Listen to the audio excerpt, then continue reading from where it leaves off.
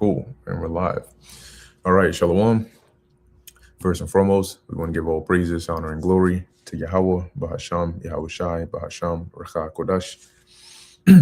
Double honors to the elders and the apostles of Great Millstone, and peace and blessings to the elect.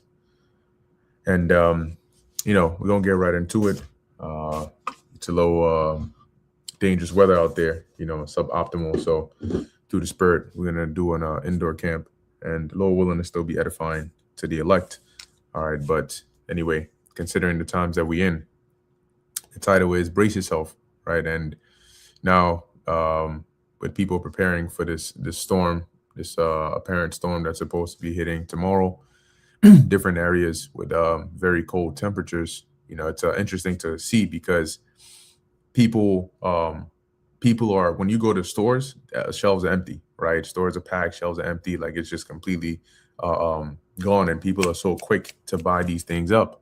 But it's interesting how they prepare so hastily, right? And so intensely for something like a storm that's coming. But the destruction that the Lord is bringing, the true destruction he's bringing, they don't care. They could care less. Then it goes to show you how the Lord works, right? Because that's why he said it's gonna come like a thief in the night, because he's put that spirit on them to not prepare, right? Yahweh Shai said, if the good man knew what hour the thief would come, he would not have suffered his house to be broken up, right? And so we know the signs, but we don't know the exact time that the thief is going to come. So we have to watch, and that's what we're doing, right? We're bracing ourselves. Like if they say brace for impact.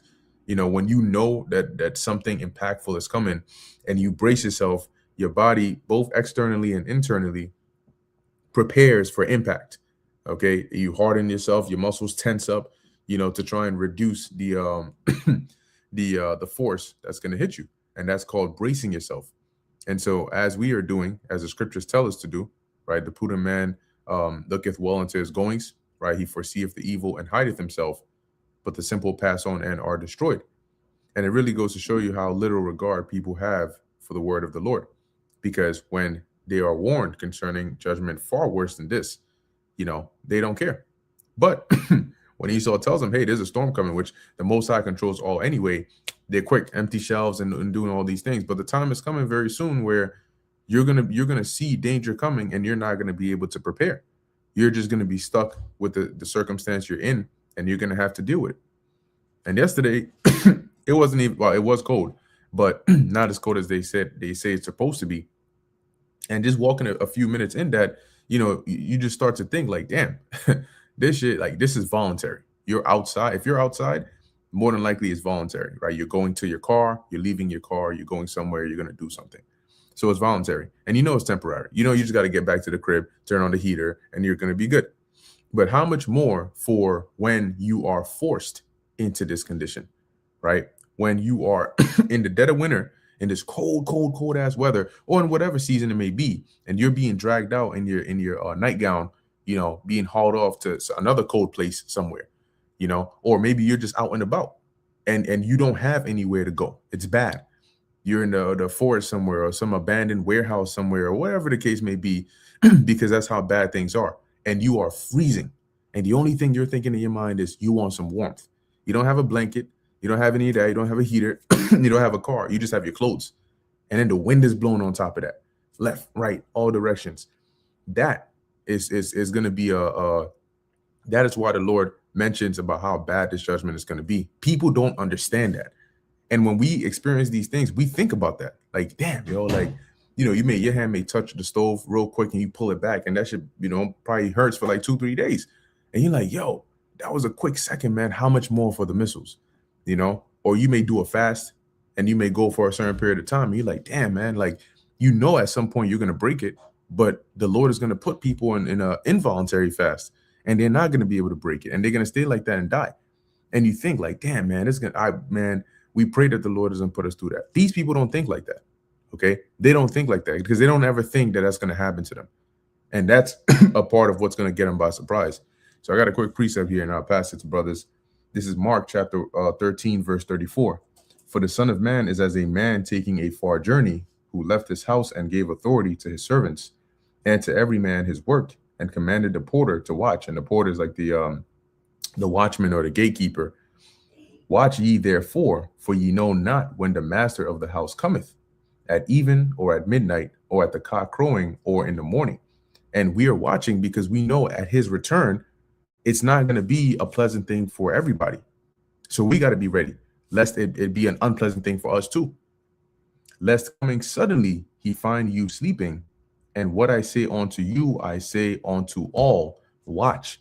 And that's what Yahushua told us. We have to watch. Keep your eyes open. Stay alert. Look at what's going on with the right mindset. Watch with intent. Don't just be there with the days passing by, because you're only getting closer and closer to this time of judgment, to the time of Jacob's trouble. And it's not going to be easy, and it's not going to be fun, especially not if the Lord has a target on your back. And these people, they just don't get it. But you know what? They're going to learn, like Apostle Gabar says, I forgot the prefix of it, but he said basically adversity teaches. Okay. So when you start going through hardships, that adversity, that painful experience, it'll teach you very well. But that's it. You guys got it. Was it something to the effect of, if words can't teach you, adversity will? Something like that? Yeah, something like that. I've heard him say that before. And that's true, and that's why he's a man of the Lord. He's a prophet, because he's able to see the things that's going on and not only look at his life experiences, not only look at history, but reading the scriptures and seeing the words that are being used and actually going into the words. It will lead you to understand that we're entering into a time, as the scripture says, a time like never before. And like you said, given the example with this whole winter storm that's coming, they're saying that it's going to affect over 2/3 of the American population, right? 2/3 of the American population is going to get hit by the so-called cold and storm at the same time. All right. I remember back in the summertime, we were saying it, that this winter is going to be one of the worst, if not the worst on record, because of all this weather modification that they have and their agendas to create this crisis. Okay. To create a crisis where the people are left in a situation where the trials that they're facing is not voluntary, it's actually involuntary. As is written, as Yahushua said in Mark, I believe it's in Mark also, he said, what? Pray that your flight be not in the winter, right? Or on the Sabbath day. All right. Imagine the wintertime and you have to flee your house for whatever reason. Okay. And you're fleeing not from men, but you're fleeing from robot dogs that have guns mounted on top of their heads with cameras on it that could spin around, like their heads spin like an owl, like it can go 360, like just like that, looking for people and shit. Right. This is what we got going on. And in the wintertime, everything is much more difficult because you don't have the cover of trees, right? Leaves and so on and so. It's just branches, dead ass trees everywhere, right? So it's easy for them to even spot you if they were to use some type of infrared or heated camera or some shit. They'll be able to spot you, right? So Esau has technology, and that's all designed by the Lord. Designed all this to bring about the time that he's described as a time like never before. Okay, there's no time in history that we're gonna face. All right, that's why it says there'll be no time after this that's gonna be like this. Like this is it. At the end of it, this is it. All right. And the analogy you gave in terms of preparation, the elect are preparing as this being the actual end, right? So the preparation is completely different compared to somebody who's preparing for, oh, this is going to be temporary, so I could just hold off till life gets back to normal again. You have two different mindsets going into this game. Okay. When you have the mindset of this is the end, you give it your all. When you have the mindset of, oh, there's going to come a time after this, as in like, okay, let's just hold off and then the storm goes and then we get back to normal. You're just holding off yourself until the storm is over. But this storm isn't the type of storm that just gets to be over. This storm ends when America is destroyed. Are you prepared for that? Right? What kind of preparations have you done to protect yourself from the destruction that's coming? And the prophets have been here telling you the kind of preparation that needs to be made. There's only one way out of this. Okay? If you're not getting beamed up by Yahushua's chariot, you're done. You're cooked. You're out of there. You're going to be sizzled. Okay, it's over with. As it tells you in the book of Revelation, the 14th chapter, you're going to be destroyed in the presence of the Lamb and in the presence of the angels.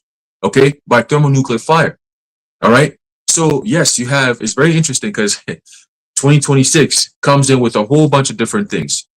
And of course, the very first month of the year, so-called, right, you have all the chaos that happened during the start of the year. Now, as you're entering into the end of the year, you got this going on. And how does it affect people? It affects the people, number one, physically, and it also affects the economy. Okay. And remember, we were talking about this yesterday, that it could be another ruse, right? How they were like, yo, people are not spending after the whole so-called Christmas thing. A lot of people are not spending money. So in order for them to stimulate the economy, at least to close on the fourth quarter, they say, yo, there's going to be a snowstorm. It's going to be mad crazy. It's going to be cold. So people did what? Naturally, oh shit, I have to prepare. Went to a grocery store yesterday evening just to pick up a few items. We get there, there's long ass lines. And I'm like, yo, what the fuck? Like, why is there so many people here?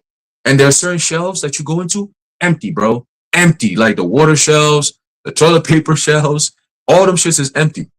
And we didn't go in there for that. We went in there for regular stuff that we're going to use for last night, and that's about it, right? Because we weren't sitting there thinking, oh man, this winter storm is about to be so crazy, like how they showed on the TV. We don't watch TV. So whenever they push the news media bullshit, we kind of circumvent that because we know what's going on. All right. We understand that shit is about to get really, really crazy, really, really bad, really, really fast. All right. And people are preparing for the wrong things. You're prepared. You got the wrong preparation, got the wrong mindset for the wrong thing. All right. And when you do that, what happens is you fail 100% because you fail to prepare. Okay. So now you're preparing to fail. All right. This winter storm doesn't end there. It's just the beginning of sorrows. As the Lord said, we've seen all the things that leads to the beginning of sorrows. We've seen it all. The earthquakes in diverse places. We've seen the wars and rumors of wars. We'll continue to see that now. Okay. We're seeing the buildup for pestilence. We just had that back 5 years ago, 6 years ago already. Time is flying. Okay. So all the end time prophecies are all lining up and they all say the same thing. This isn't good. This isn't good. There's a time of evil. So when we see countries like all these countries coming together at Davos and you got Trump pushing for this concept of peace, we know it's all bullshit because according to biblical prophecy, this is how we see the end commence. Okay, this is how we see the end commence. When they shall say peace and safety, then sudden destruction cometh upon them. So could this winter storm be sudden destruction? It's going to affect 2/3 of American population. Okay, and we know according to prophecy, 2/3 of the nation of Israel is going to be destroyed on this side. So it's all spiritual. It's all spiritual, man. All right, but I want to get this quick precept here. All right, I did quote it, but I want to read it outright. All right, this is the book of Mark, chapter 13 and verse 18. It says, and pray ye that your flight be not in the winter. Simple. Okay. Pray ye that your flight be not in the winter. Now, we pray because the Lord could have it where whoever you may be, right, your flight could be different, right? We talked about this in class the other day, right? Jacob's trouble could hit in so many different ways where, just like in the time of Egypt, when the plagues were hitting, every single time it hit, the Israelites were good, right? Back then, the Israelites were known as the elect at that time. So when the hell was coming towards the Egyptians, the elect were good, right? The Israelites were good. When the darkness came, we had light. When the Lord was killing off their cattle, he left us alone. We had our cattle, we were all fine. When the boils was coming, the frogs, all that shit that was happening, the Israelites were good. Same thing's going to be happening here again, but this time it's focused more on the elect, okay? The elect are going to be the ones to weather the storm, so to speak. Why? Because we have external forces that's going to help us out, okay? We know we don't have the actual physical capabilities to stop everything that's coming, right? It's even survival's coming. That's why we cast our cares to the Lord. Like, Lord, we pray to you that when the time comes, you're going to help us out, right? So the Lord could have it where your flight, you might have to flee a city or a town or whatever the case may be, but he might do it where the wintertime, he might attack places like Minnesota or wherever, that he might have to attack. And then the springtime, where it's no winter, he might just say, okay, now I'm coming for New York. And then you could flee and it's not going to be too much of a hassle. It's going to be a hassle, but it's not going to be too bad. Okay, compared to somebody who's going to be getting attacked in the wintertime. You see what I'm saying? So it could happen. It could happen within a span of 6 months where it's just straight chaos. Okay, and then the next 6 months, they bring in the sea hip. Who knows, right? But it could happen that fast, that quickly, that much shit happening all at once. Okay, so we don't take anything lightly, man. We're seeing these things. We filter it through the scriptures, but we also understand that, yes, there are certain things that's written in the Bible that's going to play out exactly how it's written. We just pray that it doesn't affect us negatively. Okay, that's the whole point, because a lot of people sit around and they just think, oh, the Bible is just a book of fairy tales. But then we're living the reality of the Bible to a point where you have those who can see and they're like, yo, this is biblical prophecy. Like, this is the end, like da-da-da. But they don't understand, like, they can't put it all together, basically, right? They can put a few pieces together because it's evident, right? But they just can't put it all together. And I'll give one more example, and I'm gonna pass it. McCoy and I were speaking yesterday, and we're talking about how the scriptures talk about a woman that travaileth, right? At the end, it's going to be like a woman in travail. And when you look at the stages of pregnancy, when a woman is in her pregnancy stages, you got stages to it, right? We always talk about how the troubles come and they intensify as you get closer to the end. Same thing with a woman in pregnancy. When she's pregnant, initially, nobody could tell. Sometimes she can't even tell she's pregnant, right? When you have conception and everything going on, sometimes she can't even tell that she's pregnant. It takes time. And then eventually, as months go by, everybody in the neighborhood could tell that the lady's pregnant. Why? Because it's showing. The belly it starts to get bigger, right? And then as she gets closer to the day of labor, what happens? She starts going through her contractions, start going through the pains. It doesn't stop until the deliverance is done, right? So it's the same thing. It's a beautiful analogy that the scripture uses to compare to times that we're in and the times that we're about to enter into, which is at first, you have very few people that know, because you know that, oh, this lady's going to get pregnant. That's the prophecies. We know, okay, this is about to get bad. So the prophets know, right? Everybody else, they don't know because they don't see it happening. And then as the months go by, they start seeing the belly start growing. They're like, oh shit, like, yo, shorty pregnant? Like, oh shit, she's pregnant. She is pregnant, right? It goes from doubt to certainty real quick, right? Within a month of 3 months, a span of 3 months, you go from, nah, it looked like maybe she just bloated, to now, oh yeah, she definitely, she might have twins in there. God damn, her belly grew fast, right? And then now it's like, okay, boom. And then as the months go by, you start seeing the belly get bigger and bigger. It becomes so evident, the whole community knows this lady's pregnant. It's the same thing right now. The whole world is seeing, yo, this thing is about to go down. But most people don't understand what is going to happen when this thing goes down. They don't understand that part. They just see it as, oh, just another lady that's pregnant. We see it that she's pregnant. But they don't put the pieces together and say, hold on, her pregnancy right here is the most pivotal pregnancy, because once she pops, it's over for everybody. You know what I'm saying? We are the ones that can see that and sit back and say, yo, get your shit and move, because once it pops, it's over with. And you got people just sitting around like, yeah, whatever. Hey, they say hi to a pregnant lady. This lady, you want to see her pregnant. She's pregnant. Now what?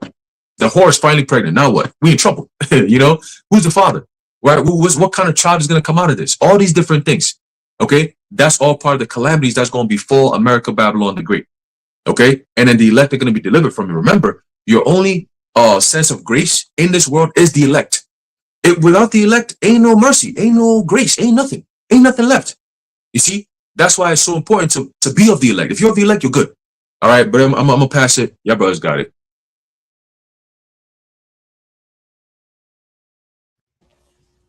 Yeah, go ahead, Shalom.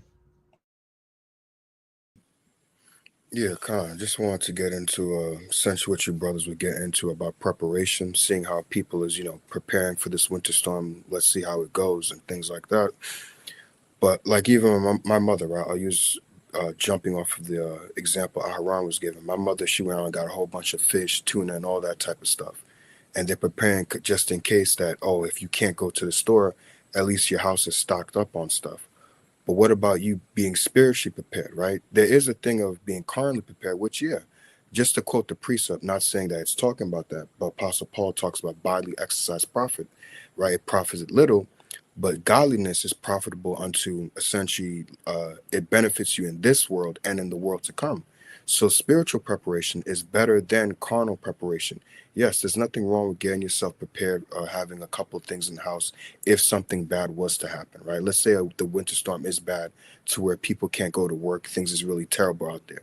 There's nothing wrong with that, but having spiritual preparation, having your mental right for the times coming ahead is a lot more profitable unto having carnal things. That food that you have in your house will run out over time. Let's say things is getting too bad. Eventually, if people don't have strong mental, people start turning on themselves. Oh, yeah, you eating a little bit too much over there. You doing a little bit too much. You need to slow it down and things like that, right? Because why? Their mental is not good. You want to have spiritual preparedness instead, because having a strong mind prepares you for the things that are coming ahead, right? They show you that in like even cartoons, right? The character will look at him like a piece of ham. He'll have the droopy eyes and just looking at him, and then he just visions him as his piece of meat, because up here is not strong. That's what the world has. The world has a weak mind where they're not mentally prepared or spiritually prepared for the things that are happening. If you ever analyze them, what happened at the end of 2019, what did they do? They bought a whole bunch of toilet paper and things like that. Nobody thought, let me spiritually prepare. Let me get close with God. There was nothing like that. It was just let's just do carnal means. Let's just do carnal things, and that will help me out. But you're coming into a time where carnal means are going to run out. Having an abundance of this and that is actually going to be a detriment to you. having a bunch of food, having a bunch of this. Because why? If people know, or that one movie, what was it? Leave the World Behind, if I'm not mistaken. When the dude was preparing and he saw the gathering a whole bunch of people watch, people pay attention. If they see you coming into your apartment or coming into your home with a whole bunch of stuff, people know what houses to hit. Especially if you're a person that has been flaunting, you look good and all that, you dressing nice, you always going places. People are already gonna look at you as like, oh, well, you got it. You got money. So when things get difficult, I know what house to hit. I know where to go. See, but having that spiritual preparedness, like the brother Aharon was mentioning about during the time when we was in Egypt, if you're of the elect, the Lord's going to cover you. He's going to make sure that you're good. Nobody's going to come into your house. Or if the Lord needs to, he'll remove you and put you someplace safe. Again, spiritual preparedness is better than carnal preparedness. But just wanted to land back off of that. And just in case, copyright, just in case if anything I said sounded good. Whatever I said, that's for me for a lesson, just in case. I just got a scripture. This is the book of your brothers can hear me? God. This is the book of Colossians chapter 3 and 2, and it reads, set your affection on things above, not on things on the earth. So like you should really be thinking about the truth, the things, spiritual things, not carnal things. And you can really see where people's minds are at because like this sort of like panic that's been going on because of the storm since like Wednesday. You know, Costco has been packed all day, and it usually isn't like that. Usually it's packed like weekends, but since like Wednesday, it's been hella people and items have been running out within the first 3 hours of it opening. You know, people acting like animals, and you have even some of the members that were trying to fight the employees because of the items running out that wasn't there anymore. Like they couldn't do anything about it, but you know, the members kept insisting that there was some in the back and some shit like that. People going crazy. And you know, as the brother was saying, spiritual preparation is better than carnal preparation. So yeah, you can really see where people's minds are at, you know. And I have another scripture. This is the book of Luke 21 and 36, and it reads, watch ye therefore, and pray always, that ye may be able to, yeah, that ye may be accounted worthy to escape all these things that shall come to pass, and to stand before the Son of Man. Right, watch and pray, not go out and buy carnal goods. Again, it's not a bad idea to buy a little and just hold it, but you shouldn't like put your all into it, you know? No, that's about it. Yeah, Con, that's a good point. And you know what? When you said that, actually, I just thought about how, the Lord is looking at these people like a lot of them stand close to zero chance. Matter of fact, negative chances of even surviving because they act so fearless, and yet you look at how they behave in small matters, and they're very fearful, right? They run up in there, oh, yeah, no, I got to get this. Why? Because they fear that it's what's that? FOMO, fear of missing out. In this case, what if the storm hits and the power goes out and I don't have a flashlight? Or, what's this going to shut down the world for 5 days, for 10 days, and maybe there's no food and water. So I need to have everything here. And they think that by doing so, now they're good. All of a sudden, you have an extra bag of rice, and now, you're immune to famine, you're immune to pestilence, you're immune to your building collapsing on you. Like, this is what people think. And they don't understand that the same threats, how credible, or at least how realistic these threats seem to them, or these dangers seem to them, the prophecies are just the same, but they just don't see it like that. So when reality sets in and they start to see just how bad the prophecies actually are, they're gonna wonder and say, wait, so this is what you guys were talking about the whole time, and you guys like weren't losing your minds over it? Because this is something that if these people actually knew and the Lord opened their eyes and they saw and realized what was actually about to happen and what it meant for them, they would lose their minds, literally. And so as they start to experience it, they're going to look and say, how is it that you were not losing your minds knowing all of these things? We didn't know these things. That's why we were just going about like it was willy-nilly. but you guys knew. It's like when you go to the gym or you exercise or you work out, and you are used to the kind of things you do, right? You're used to the kind of workouts that you have and so on.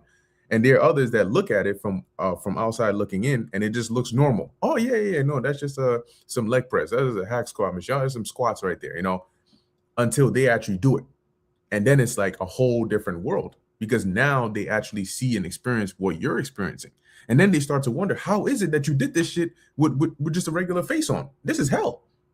So when these people start to experience what hell is actually like, they're going to realize how much they lacked, how much they didn't really know. And they're going to realize that the fearless act, that if I die, I die. If it gets too bad, I'm just not going to take it anymore. I'm just going to jump off a building or something like those things they say because they're actually delusional. All right. Reality is you're delusional. You're saying that because it's like somebody that's full talking about, man, I don't think I can eat anymore. And somebody that's hungry saying I can eat a whole cow. No, you can't. You can eat a whole cow. If they gave you 2 burgers, 2 nice thick sized burgers, you'd be full. What happened to the whole cow? Right. So it's people speaking from a perspective of not knowing, but speaking like they're experts. Oh, I don't got to worry about that. When that happens, I'm going to do this. No, you don't know what you're going to do when that happens.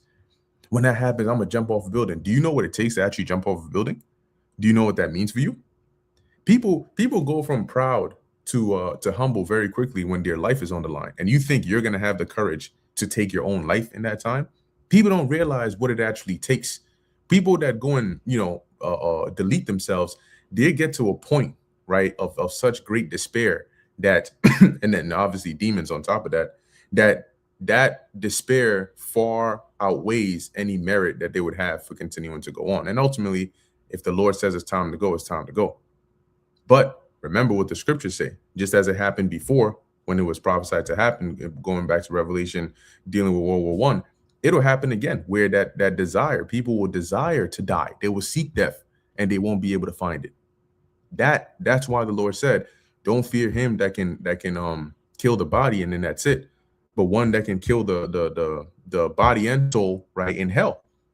So the Lord can put you in a hellish condition to where you wish that you would just die and then you can't.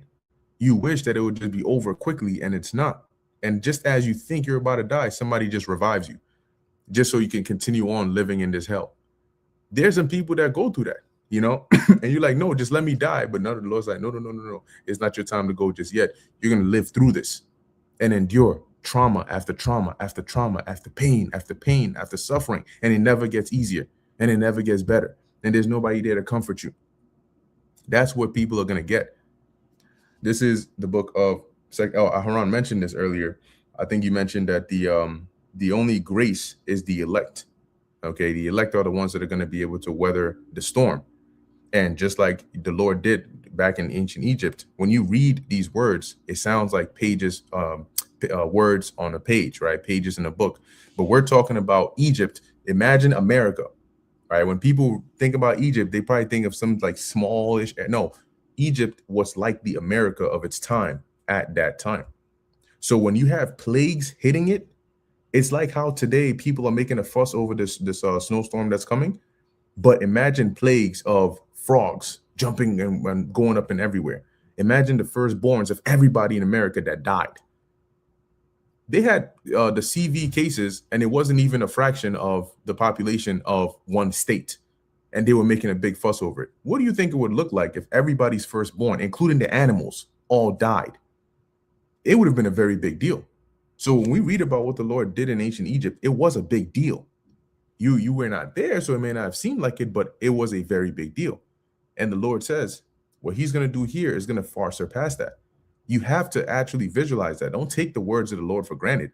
The Most High, when he says something, he means it. If a short season to him is freaking 2,000 plus years, and then he's telling you that this is going to be a time like never before, what do you think that actually means? So this is 2 Ezra chapter 2, verse 27. It says, be not weary, for when the day of trouble and heaviness cometh, others shall weep and be sorrowful, but thou shalt be merry and have abundance. And we're not going to have to labor for that abundance. We're seeking the kingdom of God now. the Lord is going to take care of that abundance for us. These people are laboring for the abundance, and they're going to end up having none. And why are they going to be weeping and be sorrowful? Because they're going to be confused. They're going to be afraid. All the things that they're doing now is showing it's a foreshadowing of the times to come. They are relying on carnality. And the scriptures tell you that if the footmen have wearied thee, how much more for the horses, right? How are you going to contend with the horses? Right now, this is nothing. This is like the like Yahushua said, the beginning of sorrows. Beginning. It's just starting. It's like when you do something wrong, and before you even get hit, your father comes home and you're already crying. He didn't even get the belt out yet, and you're already crying. If you're crying now, what you gonna do when the first, you know what I'm saying, the first lash touches your back? You know, they give you that your little back up and shit. You know, and you got about 39 more to go. you know, you're gonna be in a very painful mindset. But that's what these people are gonna be in. The first taste of the Lord's whip, wham, their eyes gonna open. They're gonna realize, wait, oh shit, okay, and this is what you're about to now endure for the next God knows how long. But for the elect, as it says here, you're gonna be merry and have an abundance. The heathen shall envy thee, but they shall be able to do nothing against thee, saith the Lord. My hands shall cover thee, so that thy children shall not see hell, right? Which represents the grave or death. So we're going to be preserved from now going all the way up into the kingdom. The Lord already got everything positioned. If you notice, during the time of the New Testament, the Lord never really needed to go back home every night. But yet he always had somewhere to stay. He always had something provided for him. And he would always tell his disciples, he's like, look, go into the city and then go and unloose this colt. And if they ask you, just say the Lord has need of it. And they're like, well, I mean, these are some strangers' property, but whatever they needed, they always had. He said, go and tell them the master, has needed a place to eat the Passover. Boom. Oh, the master said it. Cool. And it's just like the Lord has servants in different areas that are set up, appointed to take care of you. We don't need to worry about that. So when that time comes, whether it's FEMA troops, whether it's ICE agents, whether it's famines, whatever the case is, the Lord has positioned agents of righteousness in certain areas to take care of you. And you will end up in those areas without even knowing. You just stumble across this area and, oh, yeah, we've been expecting you. Come on in. We got a place for you. You can stay here for now. So the Lord got everything set up. It says here, actually, I'm going to stop on this verse. You brothers got it. Hey, I want to say one thing. I'm going to pass it to you, Ayash. You made a point about, the Costco and how people are storming in there and try to even fight the people because they believe that there's still something left back there. Like, I drove all the way here and the shelves are empty. What do you mean? Like, you ain't got nothing in the back at all? That is a sign of desperation. That's a sign of somebody who has nothing and came at the end where everybody's rushing for that one thing. And that's how the truth is going to be like, as is written in the book of Amos, the 8th chapter, about how they're going to wander from sea to sea, right, looking for the word of the Lord. And also tells you in the book of Proverbs, the 1st chapter, right, that they're going to seek the Lord early, but they shall not find him, right? And that's human nature. When they have time to do something, they sit around, dick around, fuck around, waste time, joke around, act like, oh, it's nothing, it's always going to be there.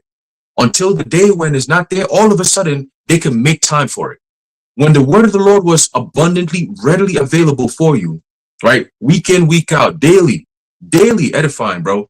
You got brothers bringing out videos, preach. I mean, I'm talking about like so much you can't even keep up, bro. That's how much food is out there. It's in abundance, okay? And it's all healthy food. Brothers, quality videos. You watch it, you be like, damn, that's heavy. I didn't even, oh, wow, shit, that's heavy. You're always learning something, man. Always something new that you learn, okay?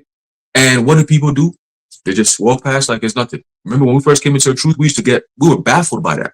Like, you mean to tell me that you got these men out there, whether it's cold, whether it's hot, whether it's raining, whether it's snowing, they're out there and they're giving word out for free. They don't charge you. They don't say, oh, come here, pay this. And this is high level knowledge. You're not even going to go to college to go learn this shit. You be in debt, $80,000, $90,000, $100,000, come out of school and you don't even learn a damn thing that these men out here on the streets are teaching for free. And we used to get mad that people are walking past and not even saying, hey, good morning, how you guys doing? Or you want some tea? Or, yeah, let me give you that. I'm like, give them at least an audience. Let them know that they're actually being heard. At least that. You know what I'm saying? And people just walk past like it's nothing until we came into the truth and we figured, oh, that's how it is. This truth isn't for the masses. It's only for the elect. Like it's one of those, it's so precious that you actually have to look for it to find it. Even though it's right there in front of you, you have to be looking for it. If not, it's not even going, you're not even going to hear it.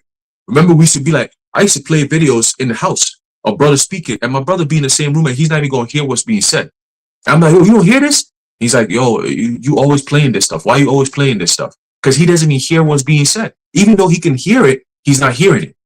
Okay? It's the same thing. It's so spiritual and heavy how that works. And then once he started to hear it, he was able to hear everything.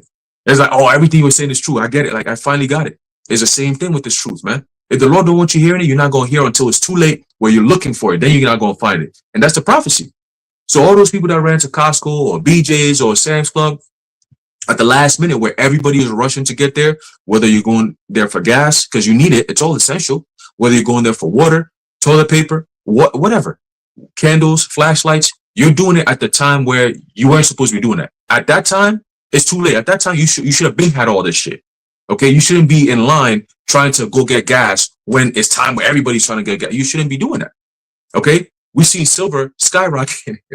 It's so crazy. Remember, we talked about this shit like a month ago. We're like, yo, we got to make moves now before this shit go up. Right now, this shit is at the point where if you didn't make your moves earlier, now you're looking at it like, damn, like I missed a window of opportunity to make my move. And that's how it's going to be. 2026 is going to be the year where a lot of shit is going to be happening where people are going to be like, yo, I missed my window of opportunity. That was a few years ago. The things that's happening now, you can't really do nothing about it, but brace yourself. That's the title. Brace yourself. All right. This is the time where the impact happens. This is the last minute where you're going to a store and everybody's there and there's nothing for them. Everyone is there for one thing, but that one thing is done. It's out of there. So why are we all here? We just going to find something else to suffice? No, there's nothing that's going to suffice. If you're going there for gas, you're not going to buy water and say that's enough. It's going to replace gas. No, nigga, you want gas. You need gas, right? If you're there for bread, you're not going to say, oh, well, I'm going to just take cheese instead of bread. No, nigga, you need the bread, right? So whatever it is that you need, in this case, everyone is going to be the truth. You see how precious now the word of the Lord sounds? It's going to be so much more precious when the time comes where you don't have access to it, where everybody's rushing for the same exact thing and it's not there. What do? Chaos ensues, man. Violence happens. People lose their minds. Okay, especially these American people. You don't want to be around them when there's nothing to get. You don't want to be around these people because they act senseless when everything is in abundance. How much more when there's nothing there, right? So we already know where this is all leading to, right? I'm gonna get this quick precept and I'm gonna pass it to you, Ayash. All right, this is a book of Proverbs, chapter 1 and verse 24. It says, because I have called and ye refused, I have stretched out my hand and no man regarded, right? And that's when everything was on the shelves. The Lord's house was stocked with food, groceries, everything you could ever ask for. It's all there. All he said was just walk in here and take as much as you need. Just take it all. I'm always going to keep stocking and replenishing. So take it now that you can. Just hope that you have enough space to save it up. That's how much abundance the Lord is giving. And what happened? You got people not even paying attention. People walking around just acting like it's all good. People are scoffing at it. Like, what am I going to need all this for? Man, y'all talk about this truth shop. I don't need that, man. You know what I'm saying? I got this going on. Sound like Anton Daniels. I got more money than you. Stupid ass nigga. Now where your money going to end up at? You got all this money, but you don't, the resource that you need to spend the money on, you don't got the resources. Now what? Now what? You going to sell your money now for resources? Come on, bro. It's over with. It says, verse 25, but ye have set at naught all my counsel, not even some, all. That's a wicked ass nigga for you, man. Sound like Esau. All right. It says, and would none of my reproof, meaning you rejected all the Lord's corrections, man.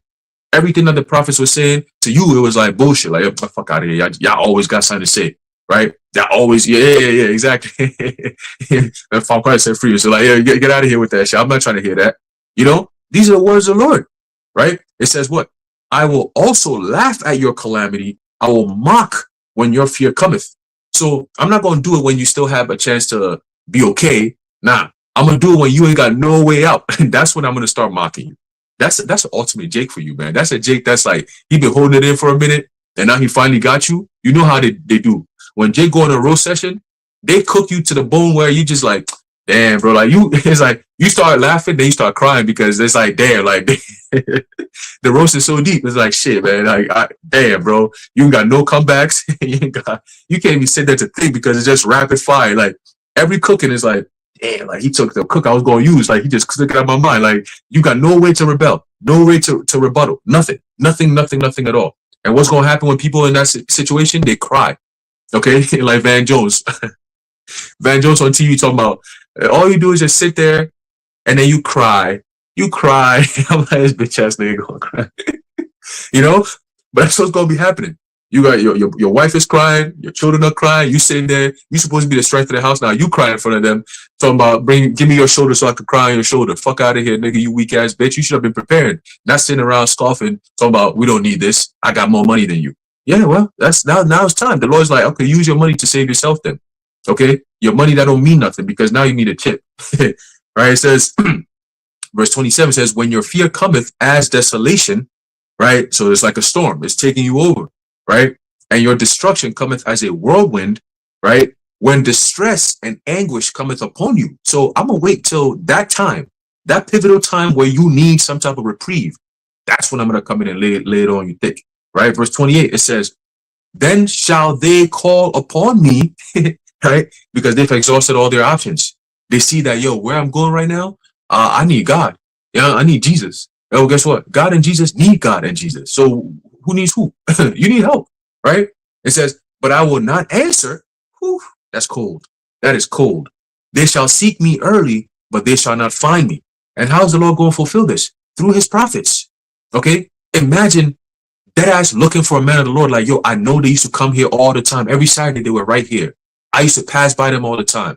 The most I'll do is just pass by and just be like, yo, y'all doing a good thing, all right? And walk away like it ain't nothing going on. You've had dudes, I remember this. You had dudes come up and be like, yo, I'm going to come by next week. Where they at? They never showed up next week. Yo, y'all doing a good thing. Like, oh, I'm going to come back next week. I'm going to take some notes. I'm going to study. Like, y'all got the truth. Where you at? Next week, we were there. Were you there? No, you weren't. You see? So the Lord called. He put out the bait. He said, yo, here you go. Take as much as you need. And you had niggas just kicking that shit. Kick dust on it. Right? Man, fuck out of here. What you talking about? Give me all that. Man, I don't want this, man. I'm going to go my way. I'm going to go get my own shit my way, man. And then the time has come where the Lord is like, well, okay, cool. Hey, all my elect, those who took the things that I offered you, now you're good. I'm going to shield you. I'm going to take care of you. And now let them suffer. That's it. Let them suffer because I don't care about them. Right? I don't care about them. This last one here, this is a book of Ecclesiastes chapter 12 and verse 1. It says, remember now thy creator in the days of thy youth, while the evil's days come not. Okay, while the evil days come not, meaning you have a time to make your moves. Before the times of evil that we're in right now, you can't make your moves these times, man. Even traveling has become a hazard. When you're traveling, you're thinking like, yo, the plane could fall out the sky because that's what's been happening lately. Or you could just be driving to the airport, fucking ice pull you over, and all of a sudden your whole day has changed, right? Shit like that. It's like the times that we've been talking about is here. Okay, it only intensifies from here. So while the evil days come not, nor the years draw nigh, when thou shalt say, I have no pleasure in them. Okay, so that pleasure in them is what? When you're able to just live life lavishly, live in the American so-called nightmare that's been presented to you as a dream, and you live in it, right? All the shit, people have pleasure in these things. They have pleasure in these things. But now we're in the time where, hey, shalom, bro, we're in the time where all those pleasures are turned into sorrows. Right? All the manna has now started to get rotten. Now you're sitting there like, shit, man, what the fuck? I must have saved up the wrong thing. Yeah, you ain't build up your spiritual bank account. That's the most important. We kept saying it for years. Without the spiritual bank account, like, there's nothing you could do, bro. If let's say you're walking with a bunch of people, right? And all of you get hungry at the same time.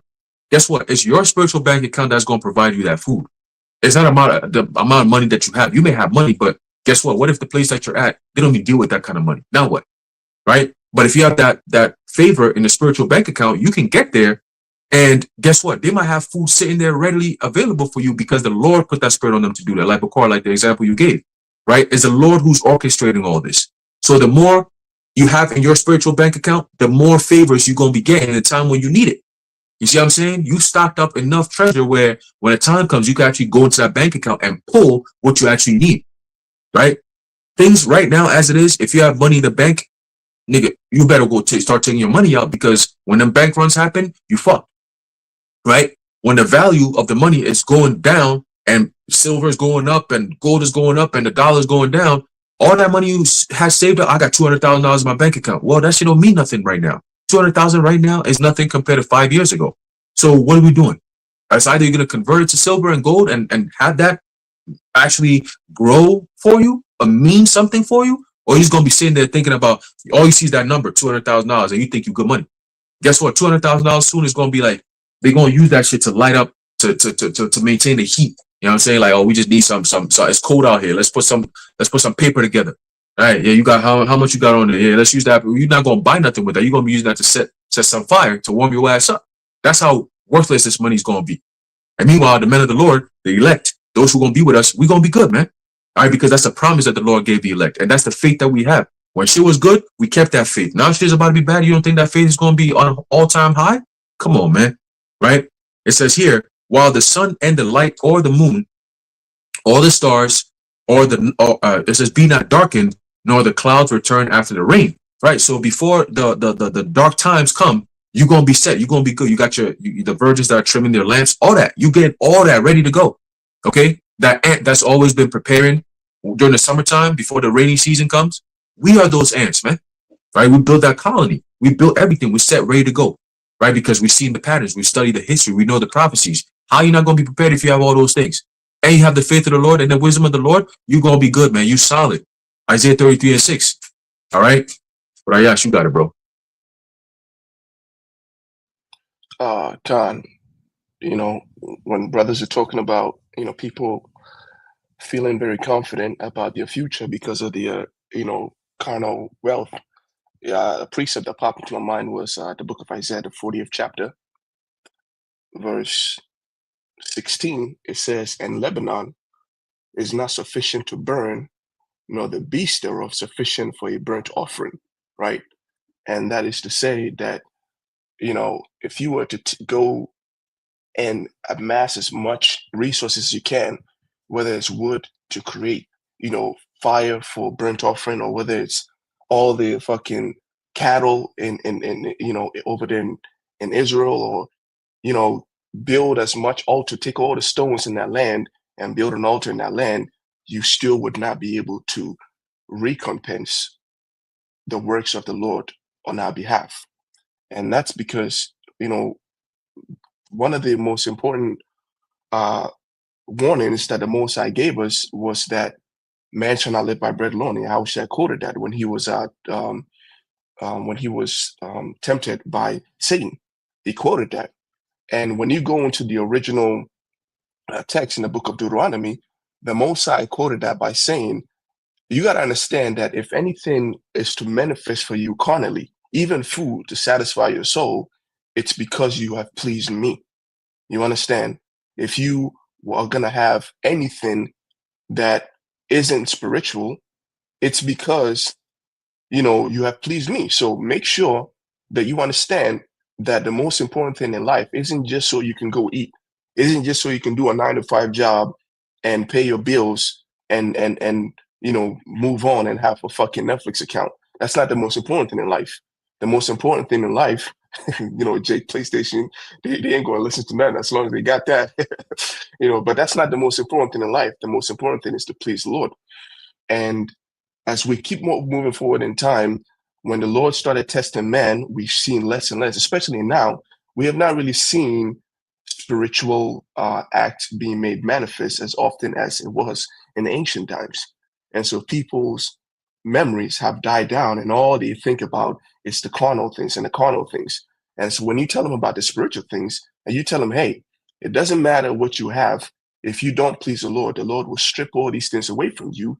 And eventually you will be destitute, and you'll be desperate, and you will be mocked when your fear cometh as a desolation. It's impossible for people to grasp it.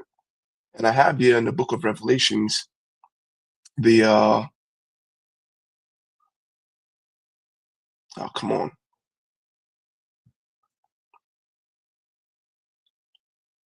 Is it the 3rd chapter? Let me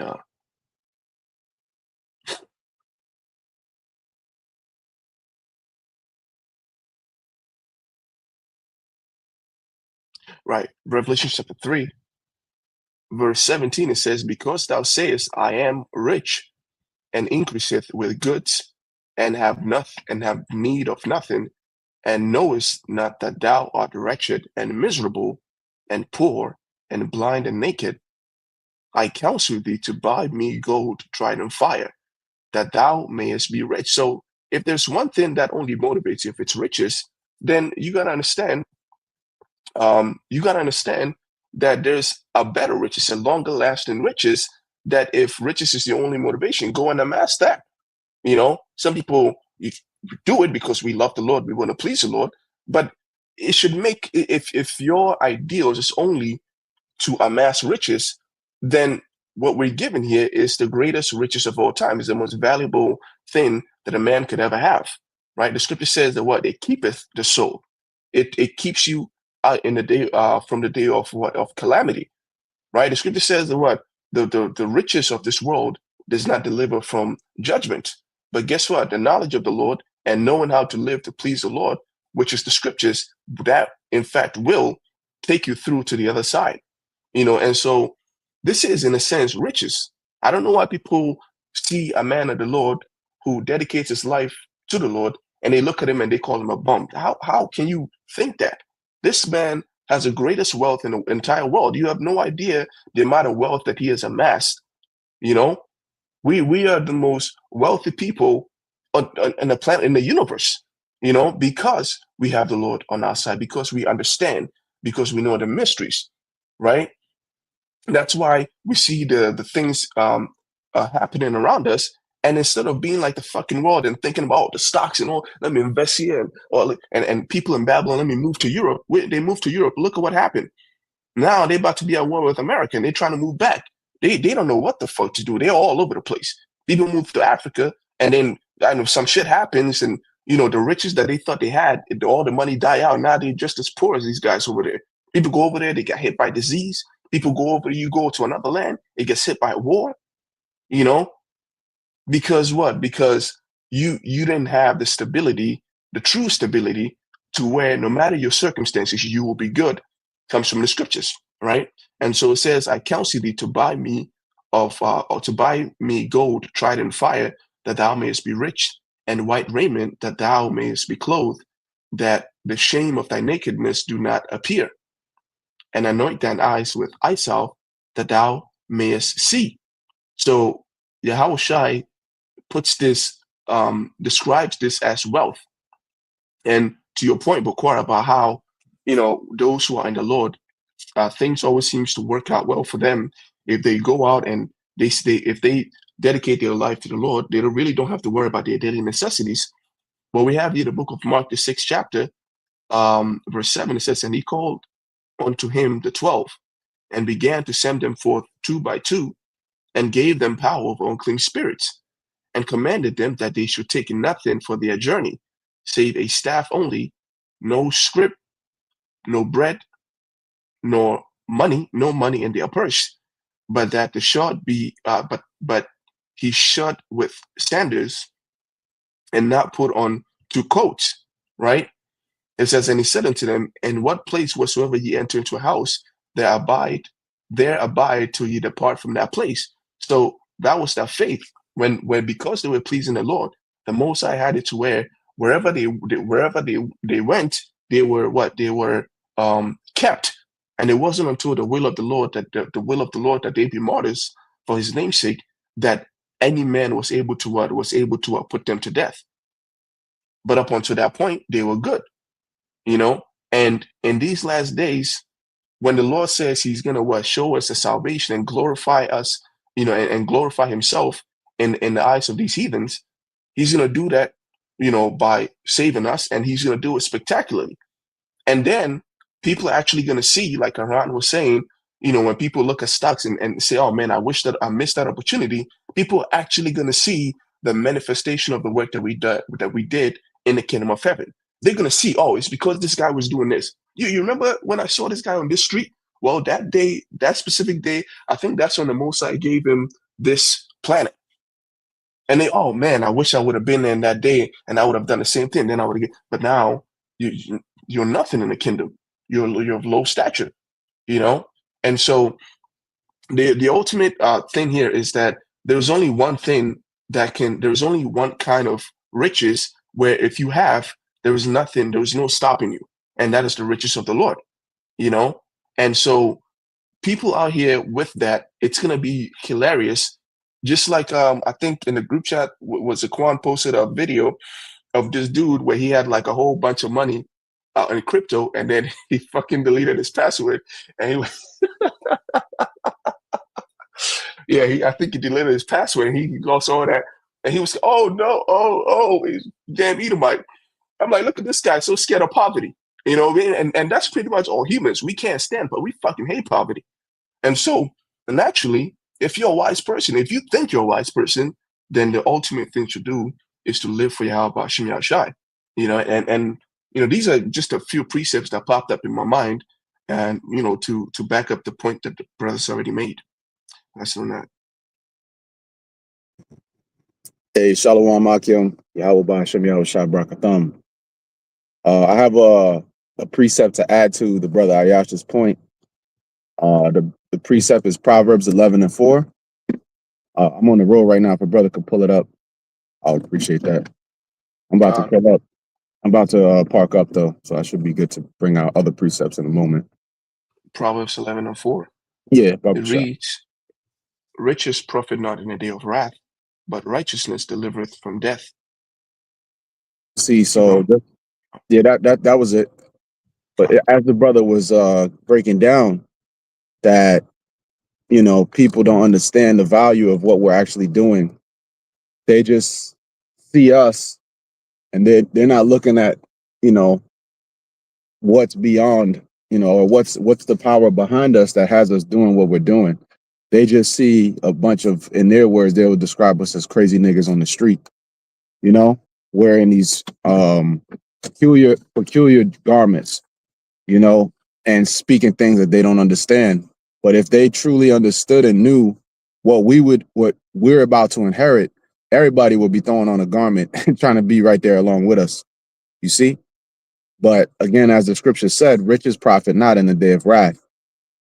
And it's times like this where you have generational moments like this ice storm, you know, which is like one of those storms that they're going to say, oh, the storm of 93. That was a big one. You know, that one back in 93 stretched out across like the whole coast. You know, it was a tremendous storm. Hundreds of people died, probably more. That's the official count. And you have other storms, you know, the 96. You know, I was just going into these documentaries, looking at blizzards and different things, just marveling at the works of the Lord. And, you know, now we have this in 2026, and they were noticing how there's a pattern. It's always in a 6, a year with a 6 at the end of it. But, you know, I was analyzing, I'm like, you know, it's times like this where people understand that the riches that they have can only bring them so far. Now everybody wants to call on the Most High. Now everybody wants to ask for the Lord's deliverance. And there's another scripture in Wisdom of Solomon, if a brother could find it, he could bring it out, about providence, that they were not they were not given the Lord's providence. I'm paraphrasing it. And then if we could look up the word providence as well, because that's what we have, you know, as the servants, the hopeful servants of Yahweh Ba'Shem Yahushai. We don't panic when things happen, because these things are affecting us as well. All right. You know, we're not just sitting up here, you know, up in a house in the sky somewhere without being affected. We're affected by these calamities. The difference is that we give our burden and our cause unto Yahweh Ba'Shem Yahushai. And we say unto the Lord that, you know, our soul, our spirit is in your hands, Yahweh Ba'Shem Yahushai. And we know that, you know, according to your word. And then we remind the Lord of things that he's promised us, you see? And that is signed, sealed, delivered, man, because the Lord is not a man that he should lie. So that's when you bring into remembrance, which the Lord doesn't need to be put into remembrance. It's just a figure of speech, how the scriptures phrase it at times. But then you will bring these things up to the Lord, that Lord, in your word, it says that your servants will eat. Lord, in your word, it says that this and that. So according to that, and in the midst of that, you're building your own faith up, you know, according to these different things that's written in your word, you know, you're gonna deliver us.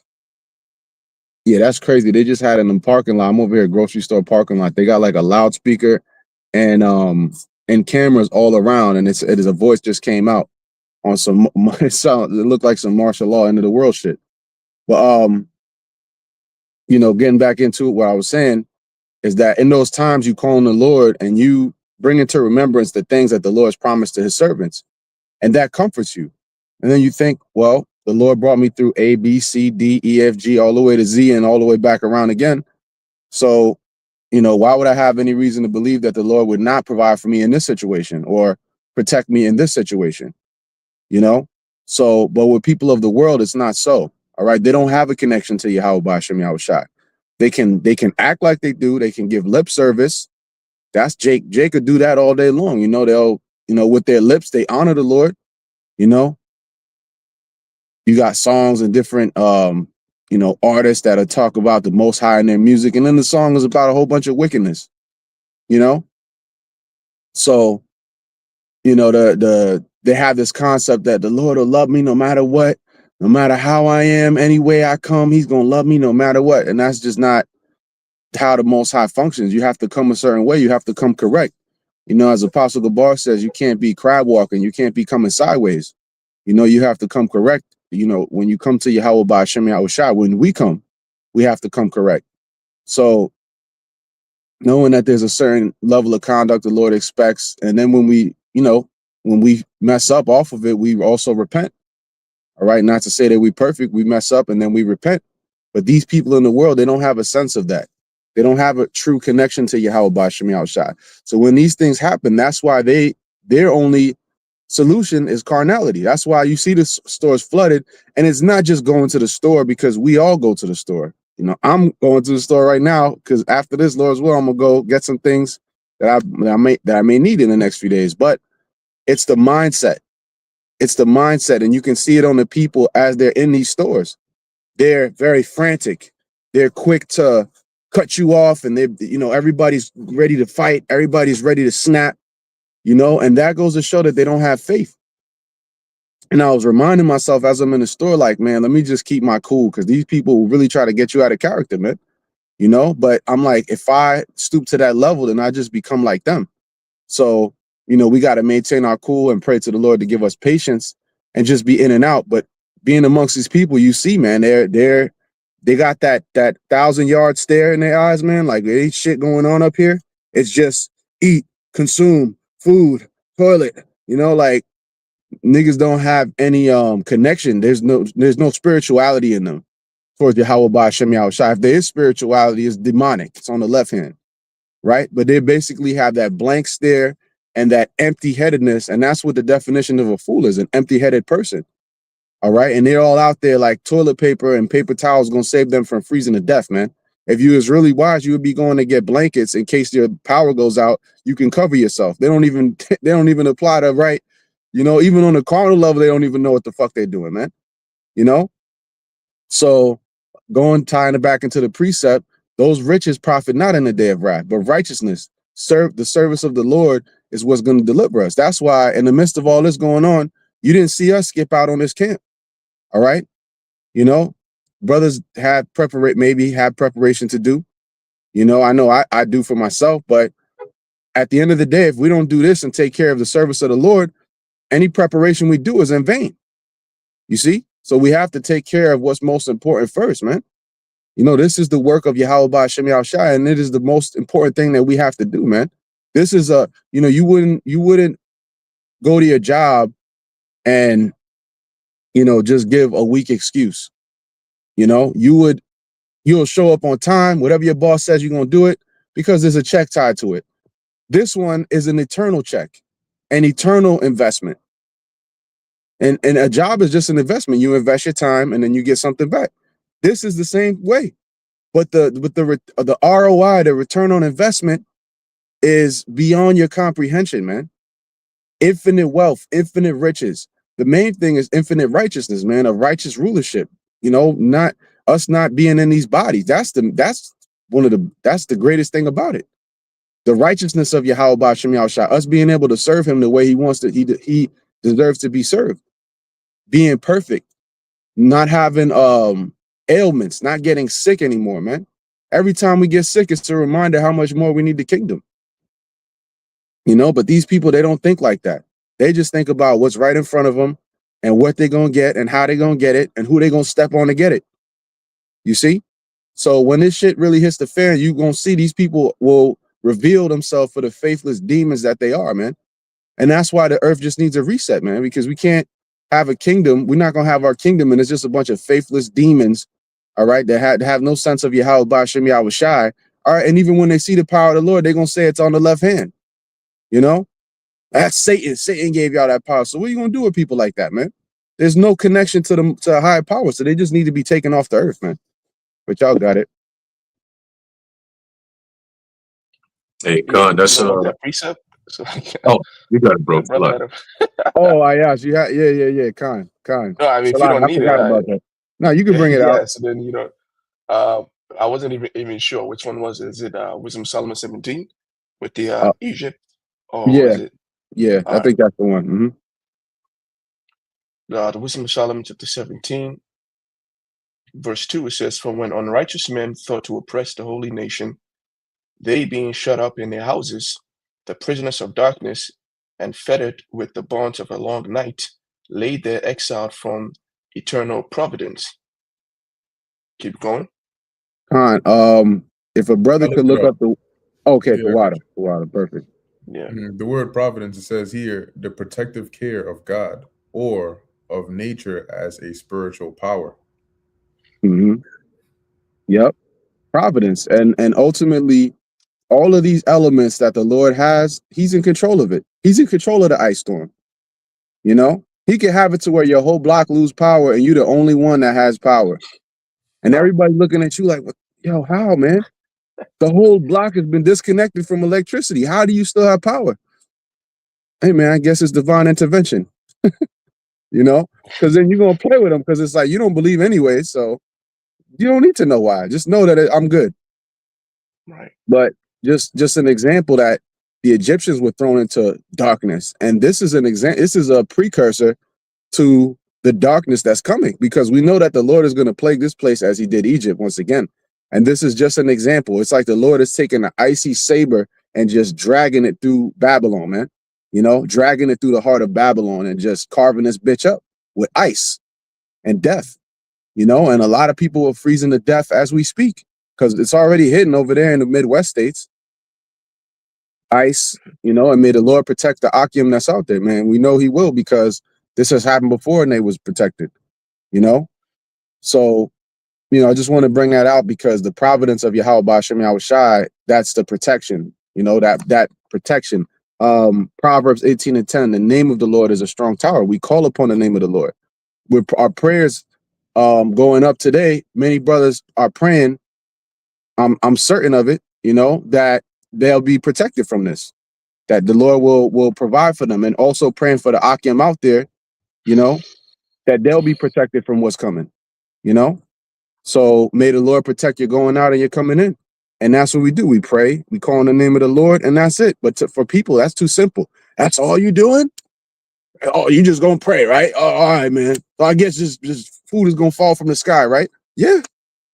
He did that before, you know? And just a reference to Aharon's point earlier that the money is going to become useless. Scriptures talks about in Ezekiel that their money will be cast in the street. You know, so then what you gonna do? Let's say you stacked up all this paper for the rainy day, like that that Rihanna and Jay-Z song. All right, Umbrella. That song is about a financial calamity. And it's crazy because they make it like a catchy song, but it's really about a financial calamity, because they said that when the rainy days come, they're gonna have the umbrella, which is their covenant with Satan. But that's not gonna protect them. The Lord gonna snap that umbrella, man. All right. And all of you that trust in worldly riches, man, the Lord is gonna snap you, man. He's gonna break the staff of bread in Egypt. All right. He's gonna break you like a jujitsu arm lock. All right. Ayas knows about that. God. Y'all got it. It's crazy because if you go into the 14th chapter, it uses the same word providence, but then it talks about, like, if a man is to ever venture onto the ocean, it's the providence of the Lord that his vessel is not overcome by the elements. So all these things that brothers are saying is actually true. It's kind of like even the example you just brought out, someone thinking that they go out there, they're gonna walk through a storm, I just got to worry about my umbrella and not worrying that umbrella is one of the most common things that lightning strikes. You know what I'm saying? And it's elevated, it's metal, and your hand is holding it. So it hits that, it runs right through your body. You know, you do the Harlem Shake for 3 seconds and you're dead. So it's really the providence of the Lord that whatever we do, we come out from the other side living, you know, and the more you go, the further you go in life, and you keep heaping onto yourself iniquity and rejecting the providence of the Lord, or at least insulting, or worse, giving his glory to another, you know, the Most High is going to he's going to flip that switch, and then you're going to realize what it means to not have, his providence anymore.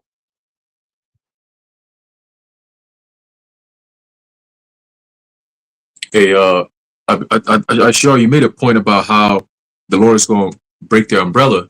All right. And it's heavy that you use that example, because that's exactly what's about to happen. Because what does an umbrella do, right? When you think about a simple of a concept as an umbrella is, it's very important. And you don't see the importance of an umbrella until it's raining or snowing or when you actually need it. Going back to your point of bracing yourself, right? And an umbrella also works kind of like the brain, right? The mind or the brain doesn't work unless it opens up, right? The umbrella, same thing. Umbrella doesn't work unless it's opened up. So you have an umbrella for, protection from the rain or the snow, like I said before. Or sometimes people use umbrella when it gets so hot, the sun is beaming on you. You could put umbrella to kind of protect you from the sun hitting you and so on and so forth. So people will have an umbrella as a means of protection. Now, what if that protection is gone, right? What if the wind just blows that umbrella, destroys it? Now what? Now you're stuck with the elements that you had the umbrella there to protect you from, those elements. Okay. Now what we're saying is the Lord is those elements that's coming for you, and an umbrella can't save you. In this case, your mind, that's why scriptures tell you that the mind, the heart is deceitful above all things, who can know it? Is desperately wicked, deceitful above all things, who can know it, right? A man's goings of the Lord. How can a man that understand his own way? Same thing. In the sense of, you have people that are planning, right, with evidence of things that's happened in the past, but they don't understand what's actually coming in the future. For example, if you're going to a new destination, right, you've never been there before, how can you map out how the place could look like if you don't have any information on how that place is going to look? What are the signs? What kind of language they speak? What kind of food they have? You have no idea. You have no clue. So you're just going on a journey, and you've prepared. You got bags of this, bags of that, food, this, all these different things you have going on in there. And then you get to the gate and they tell you, yeah, over here, these things don't work. We don't use that no more. So once again, you've prepared for something that you have no idea what is needed to prepare for. So what did you really do? And that is the same exact steps that a majority of, I'll say 90% of the people that we know are taking those steps. In their mind, they're preparing for something. They're preparing, they're setting up for something. They got the umbrellas. They got multiple umbrellas, different kinds of umbrellas. One umbrella that you could wrap around your head and it just stays around your head. You got umbrellas that you could hold. You put it as a backpack and then it expands and it opens up and then it could, all kinds of shit. Niggas got tents, not fuck umbrella. They got tents, right? But you're going to a destination where you're not even going to need any of that. All you need is yourself and your God. That's it. Now what? You see, so we're on two completely different trajectories. We're preparing for what's to come, but we are making our bodies the living sacrifice. That sacrifice that everyone has to make, we are making that right now. Okay? And that goes into serving the Lord with fear and trembling, as is written. Okay? When you do that, that's the most important preparation you could make. Fearing the Lord with fear and trembling, or the scriptures tell you, serve the Lord with fear and trembling, rejoice with him in trembling, and so on and so forth. The Apostle Paul talks about that, but he also quoted it from the book of Psalms. King David was saying that. Okay, so we are in that step. When you listen to all these prophecies and you listen to the prophets that spoke about these prophecies, you set yourself up for success. Everything that's coming down the line, you are better prepared for it compared to those who doubt the word of the Lord. You doubt the prophets. You push back against the word of the Lord. Okay. Think about this. You got IUIC, you got ISUP, you got all these different camps that the one most important prophecy that's going to tell the difference between who's who. These niggas are saying that it's everything but what it is. Okay, in this late stage in the game. That's why personally I don't even bother talking about these niggas like that, because it's just pointless. Because they have a job to do. As mad as we can get about it, they have a job to do, bro. The Lord gave them that office for a reason. He doesn't want everyone to be called Israel, right? You have the Israel, and then you have Israel of God. The Israel of God, they're gonna follow after the true prophets of the Lord. They're gonna take the notes. They're gonna take heed to the words, right? They're gonna prepare accordingly to what they're hearing and what they're seeing. Okay, but those who are not of the elect, what they're gonna do? They're gonna do everything opposite of that. Okay, they're gonna call you bums. When you're preparing like the real way, they're gonna say, "Oh, you a bum," right? "Oh, you guys are preaching hate, right? You guys always got some new controversy that y'all going into. Oh, y'all always get on somebody. Oh, y'all always trying to argue. Oh, y'all raping little girls. All this dumbass shit. What does that have to do with prophecy, right? What does that have to do with preparation of for the MOTB, right? How do you go about that? How do you protect your family? How do you protect yourself? Really, you can't. The only way you can do it is through the Lord. Yahweh Bashim Yahweh Shai. All right, and I got a quick precept here. I believe there's a Quan put it in the chat, but I'm gonna read it out here real quick.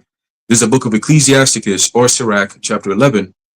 I'm gonna start off at verse 12. All right, because this stuff right here it resonates with us. Okay, verse 12, it says, "Again, there is another that is slow and hath need of help, wanting ability and full of poverty. Yet the eye of the Lord Yahweh looked upon him for good and set him up from his low estate." Okay, did not the Lord talk about that in the book of Revelation? That I know thy works and thy poverty, but thou art rich. Okay, so we understand that, like, yeah, on the surface we might seem like we're poor, but hang out with brothers and you know real quick that we ain't poor. Right? We have a lively spirit. Listen, man, look, we ain't worried about what people say about us. All right, because we don't even worry about the kind of situation that we be going through, because we know it's all from the Lord. When you go through a tough time, a low time in your life, because we all go through, it's called the balance of serving the Lord. You got to have the good and the bad, and you have to know how to deal with that. The Apostle Paul said, "What? Learn to be abased and to be abound." Regardless of where you may be, and understand that it's the Lord who's doing it. All right, trust me, we all going through shit. All right, but on the surface, when we meet other people, they think that, "Oh man, you must have it all good. You got no worries whatsoever." Why? Because of the spirit that we have. We're always lively. You're not gonna catch a brother who's depressed, right? Or compressed, I should say. That's the true definition of the word compressed, right? You're not gonna have no brother that's constantly compressed and you're drinking, you're always going through some hardships. No, because we have that lively spirit. We're lively stones. We understand, you had men of the Lord that were going through shit. John the Baptist lived in the freaking wilderness, and he had camel's hair as for clothing, and he ate honey, wild honey. All right, well, shit, damn, like, he a man of the Lord. Yahushua said, "Ain't no greater prophet than John the Baptist," and that was his condition, and he got beheaded. Oh shit, like, damn, if he could go through that, then what about us? Look at the disciples that were with Yahushua. Most of them got put to death. Okay, except for John the Revelator, but most of them got put to death. Look at Yahushua. He got put to death. But the difference between Yahushua and everybody else is he got risen up. Okay, he rose from the dead, meaning those who believe on him, we're going to have the same result, man. So we don't have fear when it comes to death, like Bakar, you mentioned earlier. We don't fear that him that could kill the flesh, right? We fear him that could kill the flesh and the soul in hell, man. All right, we know that. We know the power we serve. We know what he's capable of doing. We know the promises he's given us. So all we got to do is just believe on that. That's something that only the elect can do. Because in order for you to believe on that, you got to have something within you that shows you that, yeah, there's something more to this than what we're doing right now. There's something more, like ICR said, you're going to inherit everlasting blessings. That's just a small smidge of the promises the Lord is going to give us, right? When I think of the kingdom, I think of greater things, and not just, being infinite righteousness, or, having, freedoms and eternity and just living forever and just being happy and no stress, none of that, no death, no nothing. Like, I think of, like, finally, I can do whatever I want to do in righteousness and not have to worry about it. I don't have to get up to worry about, I got to go to work. What the fuck am I going to work for? Maybe I'm bored. How am I going to be bored in the kingdom? You know what I'm saying? You can't be bored in the kingdom, right? You have all this time. That's why we're going to have eternity. Just even for the earth alone, we're going to have eternity. When the earth is renewed, rebuilt over again, we're going to need eternity to even fully explore what the Lord has given us right now. Okay? So let's continue. Verse 13, it says, "And lifted up," Ecclesiasticus chapter 11, verse 13, it says, "And lifted up his head from misery," right? We are in a time of misery right now, but the Lord is lifting up our heads. That's why the Apostle Paul said, what? Look up, for your salvation draweth nigh. Okay? It says here, and lifted up his head from misery, right? And by lifting up our head, we're also looking up to the Lord. Whenever you lift up your head, you look up to the Lord, man. Okay? It says, so that many that saw it marveled at him. Okay? Does not the scriptures tell you in the book of Wisdom of Solomon that they're going to marvel at the strangeness of his salvation? Okay? You got a second Ezra that said, then shall they be known who are my chosen. People going to see these things. No, we're not just going to go through it. People going to see it as a testament to the greatness of Yahweh Bashem Yahushua. Like he's going to show his greatness through his men who are so-called miserable. Right? Yo, y'all miserable. Get a life. Get a job. We've heard that before. Like, nigga, fuck out of here, bro. Not that many people work on Saturdays. The work week is Monday through Friday. All right? So Saturdays, we go out there to do the real work. Niggas come out and say, yo, get a real job. Like, come on, bro. We get paid a lot more to do the work we do on Saturdays than you ever get in your whole entire life. Because ultimately, the Lord counts all this sacrificing as a reward towards our faith. We're going to be delivered when the Lord comes back. Are you going to be delivered when the Lord comes back? Because what we're doing on Saturdays, you out there, whatever the hell you're doing over there, is that going to result in salvation? Because that's the ultimate thing. That's the ultimate currency. That's what we all working for, right?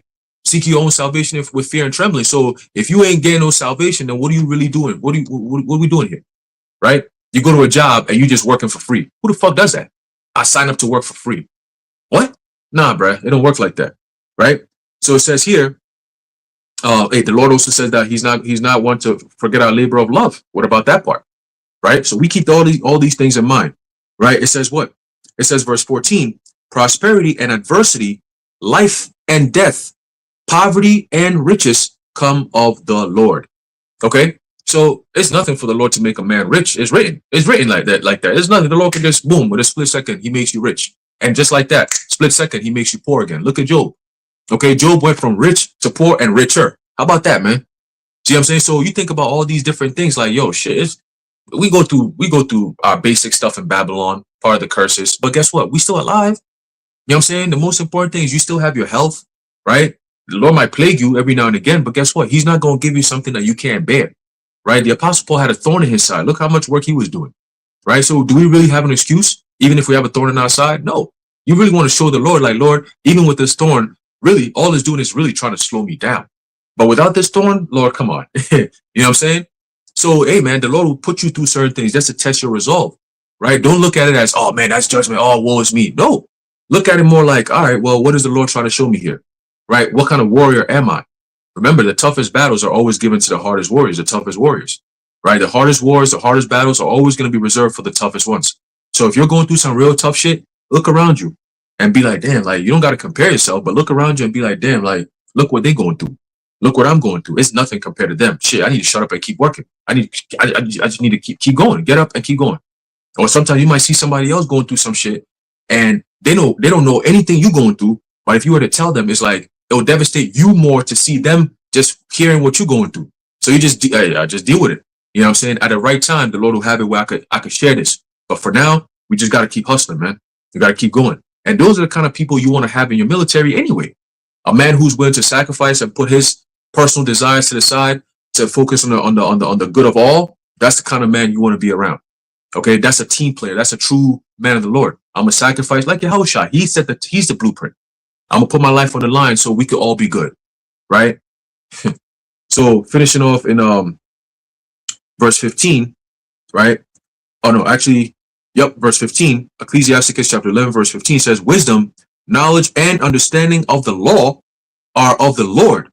Love and the way of good works are from him." Okay, so we are walking in those righteous steps. Who do you think is putting us through this? Who do you think called us? For many are called, but few are chosen. Right? You can't be bid into a wedding that your name ain't on. Like, if the Lord don't know you, he ain't sending you no invites. I see people get married all the time. I don't know them, so guess what? I drive by, it's like it's nothing because I wasn't invited over there. If I was to show up over there, the nigga at the front is gonna look at the names and be like, "What's your name again?" Okay, so who are you and how did you make it over here? And guess what? They're gonna think that you here to do some shit. They're gonna call the cops on your ass, man. You don't belong here, right? That's the same analogy Yahushua gave, I believe, in Matthew 25. Right? He said they're going to bind them hands and feet and they're going to cast them into outer darkness. You don't belong here. Like, my friend, who are you and why are you here? Why are you in the wrong attire? You ain't even got the right clothing here. You don't see all the men over here wearing white? Why are you out here wearing black? What's going on? Why are you wearing pink? You got purple rainbow color hair shit. Why are you here? You don't belong here. You stand out, but not in the right way. Hey, men, guys, grab him up, bind him hands and feet, and cast him headlong into outer darkness. He out of there. All right. And that's what the majority of niggas, that's your reality. That's what you about to go through. We don't want to go through that. So that's why we do what we do. Okay. While we still can't do that. But when the time comes when you can't do it, everything you've done, that's what's going to be holding up. And if it's good enough, you're going to make it. If it's not good enough, you right there, but it's not good enough. The Lord looks at you and says, you are so close. But just that one Saturday you ain't go out there, or that Saturday you said, I'm just going to sit this one out. The Lord's looking at you like, yeah, that was that one thing you had to do for 2 hours and you'd have been good. There you go. That's your salvation right there. Right? So we always got to think about it like that. Like, yo, what if this was my last camp? And I'm out there doing something else other than this. And then the Lord says, okay, I'm coming back this time, or I'm sending this ship, or y'all can't go out there no more. You're like, damn, bro, that was my last. Oh, man, like my last camp, I wasn't even with y'all, brother. Like, you feel some type of way about that. And if you don't, you gotta self-evaluate. You gotta really, really self-evaluate, man. All right? But y'all brothers got it. Yeah, I was gonna say, Zaquan just posted something. Basically, they said that ICE shot they shot and killed somebody else in Minneapolis. It says the Department of Homeland Security says the person was armed with a gun, which federal agents have recovered. So the first one, Renee Good, it was with her car, right? And then they took her out. This one, they said this person was with a gun, and then they took him out. And so what you can see is that left foot, right foot, left foot, right foot, and they're just walking closer and closer and closer into prophecy. Because I remember, Ayash, you said this. I think this is all the way back in high school, but you said something about how they say that you meet destiny on the road you take to avoid it, and that's basically the case, right? These people don't see that everything they're doing and the way their lives are going, it's going to end at the point in which we read of in these scriptures.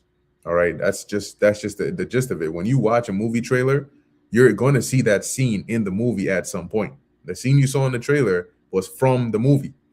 All right, nobody made it up. It's literally from the movie. So if you see somebody get shot, you'll start in the movie. They'll show you the flashback. They'll show you 2,000 years ago, but eventually it'll end up at the scene that you saw in the movie. And that's how he ends up getting shot, right? And so what we see with these scriptures and what the prophets saw were trailers of the things to come. And the trailers always look more intense. They'll take like one cut here, then one cut here, then one cut here. And sometimes the trailers actually throw you off, because when you watch a movie trailer, it seems like this event led to this because of how closely they put them together. But when you actually watch the movie, you're like, oh, okay. So this person didn't actually do this. This happened, which led to this, which then led to that, right? And we're living in a time where these trailers are now becoming reality. But it's interesting because people can't see it. And you wonder, like, how can't you see that there's literally an escalation going on here, right? The same thing that happened, it's because it's not an event-based thing, all right? It's a psychological thing. It's a mental thing. The same thing that happened with the whole Trayvon Martin situation, your Mike Browns and all of that. When that first happened, it was a big deal, but it became normalized because it kept happening again and again and again until the next escalation. And that's a big deal. Then it becomes normalized. Then it happens again and again and again. So when they have ICE out here actually killing people lethally, it's a big deal the first time. It's a big deal the second time, but eventually it starts to become normal. And that's a whole nother level of escalation that you're in. And all these things are happening and people are still here in their minds, just like, yeah, everything is all sweet. Like, how did you get from a point of Iran having peace talks with the US to now they literally have sent a military over there ready to attack them? And Iran is like, look, we're stronger now than before. And this is going to be an all-out war. We ain't doing peace ceasefires. And probably because now they're like, look, we got our shit ready. Back then we were very close, but we didn't have it. We didn't have that completion yet. Now we got it. So you try us. So you're looking at both geopolitically and within the country and different places, and you're seeing all these things, and they're like meeting each other. right? You're seeing your Revelation 17 and 16, right? You're seeing how it is that the division between the horns and the beast is being set up. But at the same time, you're also seeing your second Ezra's 15s. You're seeing uproars of the people. You're seeing one people standing up to fight against another with swords in their hands. And at the same time, you're seeing why Russia is going to need to be a guard onto Iran. You're seeing why the least of the flock are going to draw them out. You're seeing them actually drawing them out. So these things are not by coincidence. It's all happening as Yahushua said. And he said, just like you see vultures, when you see vultures gathered in one area, you know there's a carcass there. So just like that, when you see these signs, you know this is the time when the Son of Man is going to make his return. But these people can't see it, not because it's not obvious, but because they have been actually blinded. Okay? When there's a bottle in front of you and somebody cannot see it, it's not because the bottle is not there or you're delusional. It's because the person is blind. They can't actually see it. That's what it is. But eventually they'll get close enough to feel it and they'll know that it's actually there. And that's how the Lord has set up these prophecies. So we need to brace ourselves. If you look at a very slow motion video of, say, even a boxing fight, right, or somebody about getting into it, what you'll see is they start fighting. But once you slow it down, you'll see there's a moment where the person who's about to get hit is there. Then there's a moment when they realize they're about to get hit. And then there's a moment when they brace themselves, if you're watching in very slow motion. And then there's a moment when they actually get hit. But when you watch it at regular speed, it all seems very fast. But the point is, it's broken up into stages. Okay, so we're not at the point of realizing there's a punch coming. We're not at the point of beginning to know. Now we're actually bracing ourselves because the punch is actually right there. And it's basically braced for impact. Okay, same thing. If you're driving, the second you turn around, you see that car is right there in your side, instinctively, and that's where the world is. They're at that, because the next thing that comes is boom, right? Once you do that, the next thing your brain is preparing for is the sound and the feel of the impact, because you're basically like, yeah, I'm already hit at this point. And that's where the world is right now. And guess what? These dumbasses, they didn't even look to their right. The car is right there about to hit them in the side. They didn't even look to the right to even try to brace themselves or try to do any like. They're just there open, just let the hits come in. And that's what the Lord is going to do. He's going to hit you with the hits, and they're not going to have any form of a mental preparedness. Imagine being fast asleep. All right, if you're dunked into cold water and you expect it, it's still very cold. If you're fast asleep and somebody comes and pours ice water on you, you're gonna lose it, right? Because your body is completely vulnerable. Right? It's not prepared for that. The brain isn't prepared for it. You just know it's a sudden shock. And that's what's about to happen to these people here. And you know what? It's going to be a beautiful thing, because not only were you ignorant, it's one thing to be ignorant, but you were proud and chose to remain ignorant. You have people that actually think that it's a good idea to not observe the news, to not look at the signs of the times, to not look at what's going on. And their reasoning is because, it's too much evil, too much chaos, too much drama. I don't want to hear it. Hold on 1 second. So how are you going to know when something bad is coming? How are you going to know when there's a warning? How are you going to know what you should do or you shouldn't do? Their mindset is, well, if I don't see it, then maybe it doesn't exist. No, what's going to happen is, if you don't see it, you'll feel it. So which one is it? Do you want the warning so you can brace for impact? Or are you just going to walk around ignorant, as the scriptures say? I think I have it on here. Proverbs 22:4, a prudent man foreseeth the evil and hideth himself. It doesn't just mean that he just sits there and all of a sudden, boom, he has a premonition and he's like, oh, there's the evil, let me go and hide. No, but they're constantly examining. They're constantly aware. If they hear something, their brain starts to think, okay, what are the possible ways this can go? It can go very good or it can go very bad. I hope it goes very good, but if in case it goes very bad, what do I do? What's my plan? What's my contingency? How do I get out of here? That's what they have in here.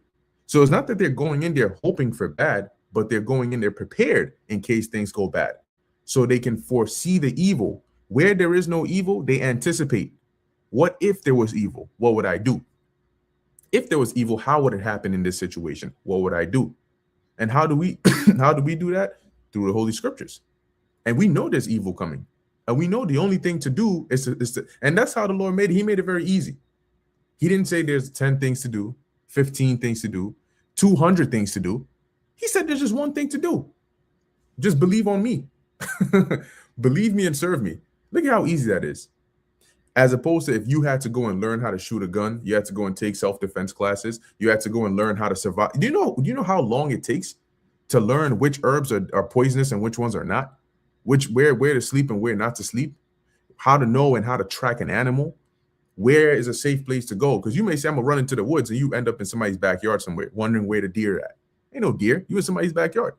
So all of these things, it takes a long time to learn survival skills, right? How do you build a tarp? How do you build a fort? How do you start a fire?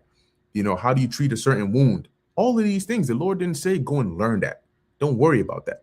The Apostle Paul didn't need to learn how to suck out poison from his hand. He got bit by a serpent and he was all good.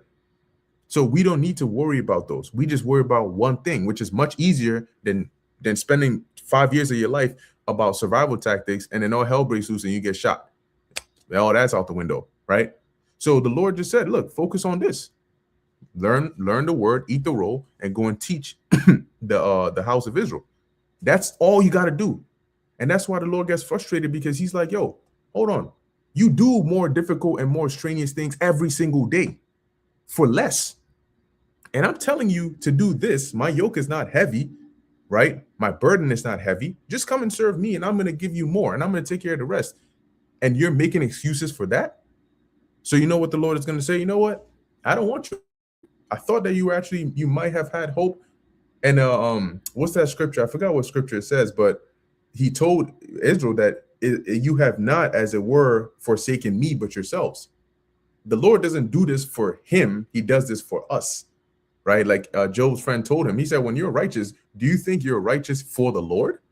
You're doing it for yourself, because when you go off, the Lord doesn't die. He doesn't suffer iniquity. You do. So when he says, seek righteousness, it's for your benefit. When he says, look well into your going, it's for your benefit. It's not because you're going to hurt him. He's the one, he's the destroyer. You are about to be the destroyed. Zaquan put here, they can go into cardiac arrest if you are shocked unexpectedly, yet literally scared to death. And the scriptures, that's it, man's heart failing them for fear. Let's see. It's not really your heart that reacts negatively. It's your mind that causes your body to go into shock so intensely. Yeah, that's it. Yep. And that's why, what's one of the main things, I got you, bro, that the Lord has us preparing? Our minds. It's not lifting weights. It's not karate or whatever. It's all the things that, mainly the things we're doing is this. You're conditioning your mind. Okay? You gonna say something, Haran? Yeah, I was going to say, like, how we have that saying, even in the gym, right? The mind leads and the body obeys, right? Because your body is going to go where your mind directs it to go. It's like a car, right? The body is the car, and the mind is the driver. You decide where the car is going to go, how it's going to go, how fast it's going to go, how slow, and so on and so forth. So the more in tune you are with your body, you can control how you feel. People could control their temperature. Like, you could be outside cold, but just how your mind is wired, you could make your body feel warm. Of course, you're going to have your freezing feet, hands, and all that, but you can stay alive because of how you're, regulating your body temperature just from your mind alone. The mind is a powerful thing. People don't even know that. You see, I'm going to get this real quick. This is a book of Isaiah chapter 33 and verse 6. We already know this, but we're going to bring it up because it's prevalent in the times that we're coming into. It says, and wisdom and knowledge shall be the stability of thy times, and strength of salvation. The fear of the Lord is his treasure. Now, wisdom and knowledge of what? Of all things. Did not the Apostle John say that we have an unction from the Holy One and therefore we know all things, right? So having that mindset, having that knowledge, understanding of what you're going through, it'll help you be stable. Because I'll say 80 to 90% of the shit that we really stress out about is things of the unknown. Like, you're so afraid and worried about things that you don't know that it cripples you sometimes. And then you go through and you're like, oh, it wasn't that bad, man. I'm here thinking this and that, Like, for example, this morning, I'm looking at temperature. It says -11, right? -11 is what it feels like. So I'm like, damn, like, shit, I got to go get some gas, whatever. So I pick my shit, wear my regular clothes that I normally wear, and then I step outside. And I walk to the gas station, pay for the gas, and as I'm pumping the gas, I'm outside. And the clerk in the gas station, he goes, yo, man, you got this guy out there, he's begging. It's fucking cold. Why are you even out there begging? Go home before you sit out here and die. You out here chasing money, you about to die in this cold ass weather. Take your ass home, man. You ain't that broke. And I was just like, shit, all right, well, I just said, hey, why you doing da-da-da, get my gas and I'm out. Now, one thing I did notice was when I was pumping the gas, yeah, I was outside for like, 2-3 minutes, whatever the case may be. But it was cold, but I wasn't really feeling it like that because my mind wasn't telling me that, yo, it's negative 11 degrees. My mind was like, oh, it's not that bad. Even the sun is out. Oh, okay, that's not that bad. Just telling myself, oh, that's not that bad. The cold is there, but I'm not really feeling like that because my mind is saying, oh, it's not that bad. So it's not something you should be really worried about. But if I was to be in that fear-driven state of, yo, it's fucking cold, like, oh, nah, I'm not even trying to be outside. As soon as I step outside, I'm going to feel that shit. That cold is going to be different. It's going to hit me right in the chest, in my face, and I'm going to be like, woo! Even if it's not that bad, my mind already thinks it's bad, so I'm already reacting like it's bad. You see what I'm saying? So that's another thing. A lot of people, they don't teach this in school. Like, emotional intelligence or whatever. They don't teach all these things in school. When you come into the truth, your adversity will teach you how to deal with these things.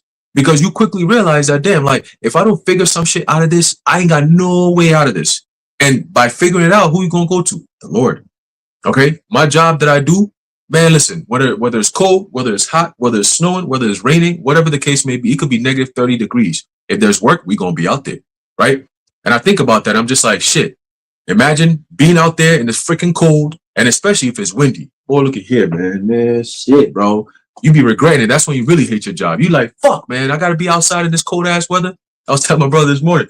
And then you think about it and you're like, yo, if I don't do this job, who else is going to do it? Nobody else is going to do it. I can't call my supervisor and be like, yo, bro, it's too cold. I can't do this job. He going to look at you like, what the fuck? Like, what do you think this is? Right? It's the same thing with the Lord. There's no excuses. You're going to feel the cold. Yeah. You're going to get the job done. You're going to get paid for it. You're not going to die. You're not going to fall off the ladder while you're up on the pole. You're not going to do that. Right? But while you're there, sometimes it gets so windy, you see the snow, the wind gust blowing up the snow and shit, again in your eyes. You know what I'm saying? Your hands are so cold, it's like it hurts. Like you touch anything and it's burning, like it's so painful. You got gloves on, but the gloves ain't doing shit. You know what I'm saying? And you just out there in the freezing cold on the fucking ladder and this wind is blowing everything and you just like holding the pole and then one hand is moving shit around and you just like, if I fall off this motherfucker, it's over with. But guess what? Do you ever fall? No. Right? So it's all in the mind. It's all in the mind, bro. And that's why the scripture is written. Us who have that wisdom, knowledge, understanding of not just history, but prophecy and what the Lord is doing in real time, we're not going to be bothered by these things.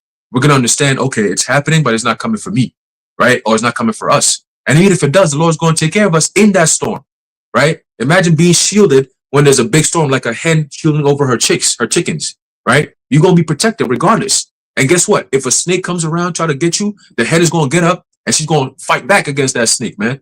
She's going to fuck that snake up, man. All right. So it's the same thing. The Lord he's the hen that's, protecting. I believe there's a precept that says that, right? He's covering us with his wings, his feathers. You know what I mean? So we're going to be good. Let the storm come, but we're going to be good, man. All right. Remember, your knowledge of the Lord, knowing how the Lord works and how he operates and how the prophecies are playing out, is going to be good enough to keep you stable.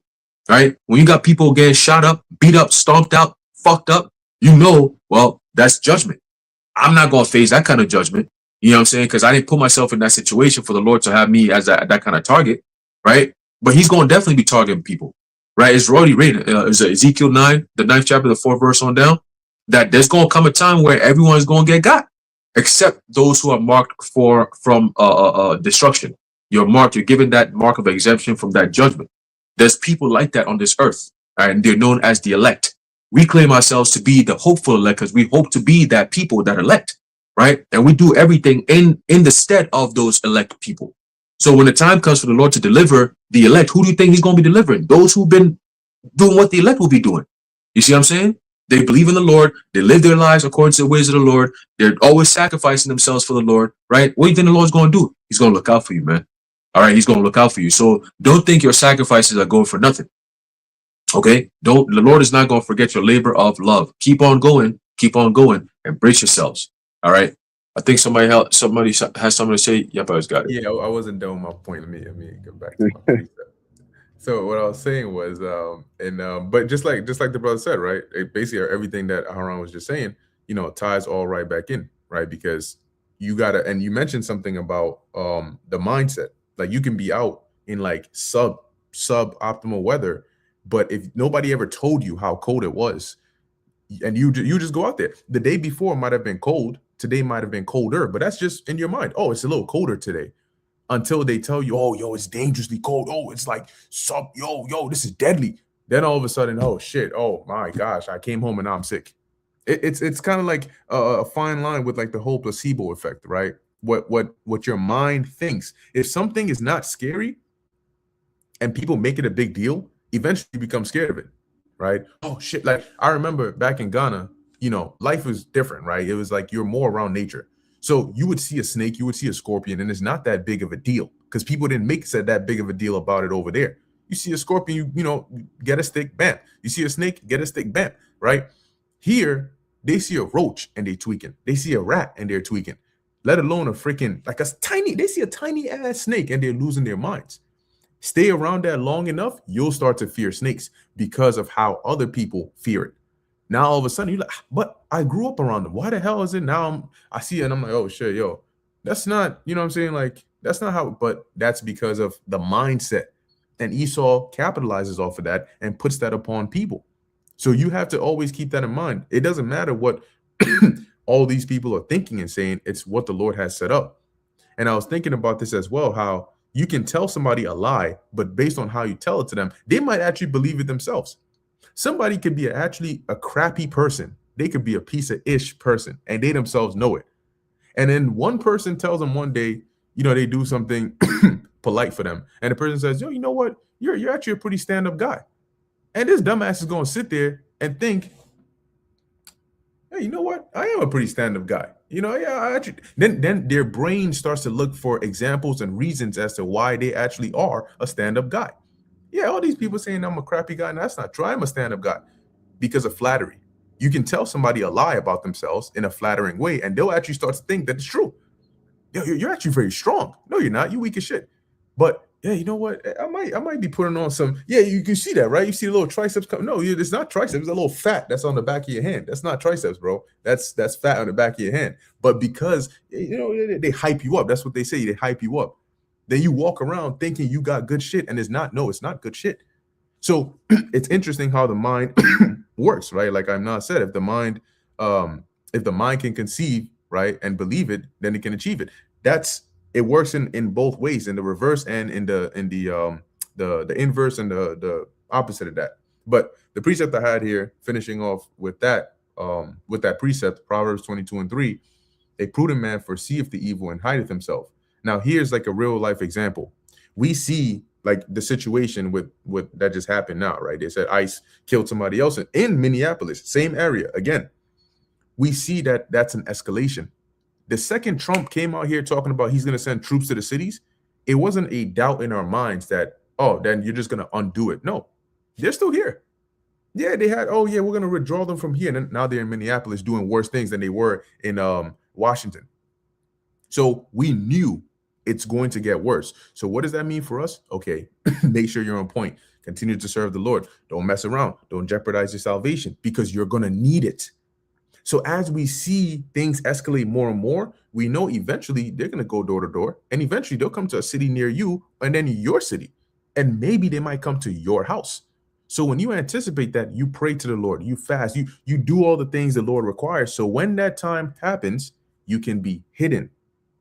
But as it says here, but the simple pass on and are punished, because you know what they're doing? They're protesting, thinking that's what's going to stop. When has protests ever stopped anything? Really think about it. All that you going out there, are you telling me that the government with weapons and guns and all of those things that control your electric grid, that sign your check, that take out taxes out of your shit, that build the roads that you drive on, that basically control your whole life, because you wrote on some cardboard signs and went into the street and held it up, talking about we won't stand for this anymore. Because of that, they're going to turn around and say, oh, you know what? You're absolutely right. Let's stop. ICE agents with guns are going to turn around and see your little cardboard signs and say, you know what? They got it. They're actually right. They convinced me. Let me stop and turn around. That's not how life works. So when they jump on there, no, there's not strength in numbers. There's strength in power. What is the saying? You can bring 100 sheep And all it takes is 5 wolves or 5 lions, and that's it. Oh yeah, strength in numbers. Bring 100 sheep. Bring 100 sheep into the lion's den and see how much strength in numbers you have over there. Yeah, it doesn't work that way. Okay, this is reality. As the saying goes, what is it? Survival of the fittest. Today's society will tell you that's toxic. No. What do you mean survival of the fittest? So what about the weak? We didn't make it up. That's the laws of nature. Go out there into the animal kingdom and you'll see what that means. Survival of the fittest. Okay, the fit survive because they do what it takes to survive. And really, it starts here. It's a mentality. But people have been softened up, not just physically, but mentally. They've been told you can be fat and obese, but you're beautiful. It's called body positivity. No, it's not. It's called being delusional. When you exercise, your body naturally looks a certain way. And then they'll say, no, that's societal standards. No, it's how your body naturally looks when you exercise.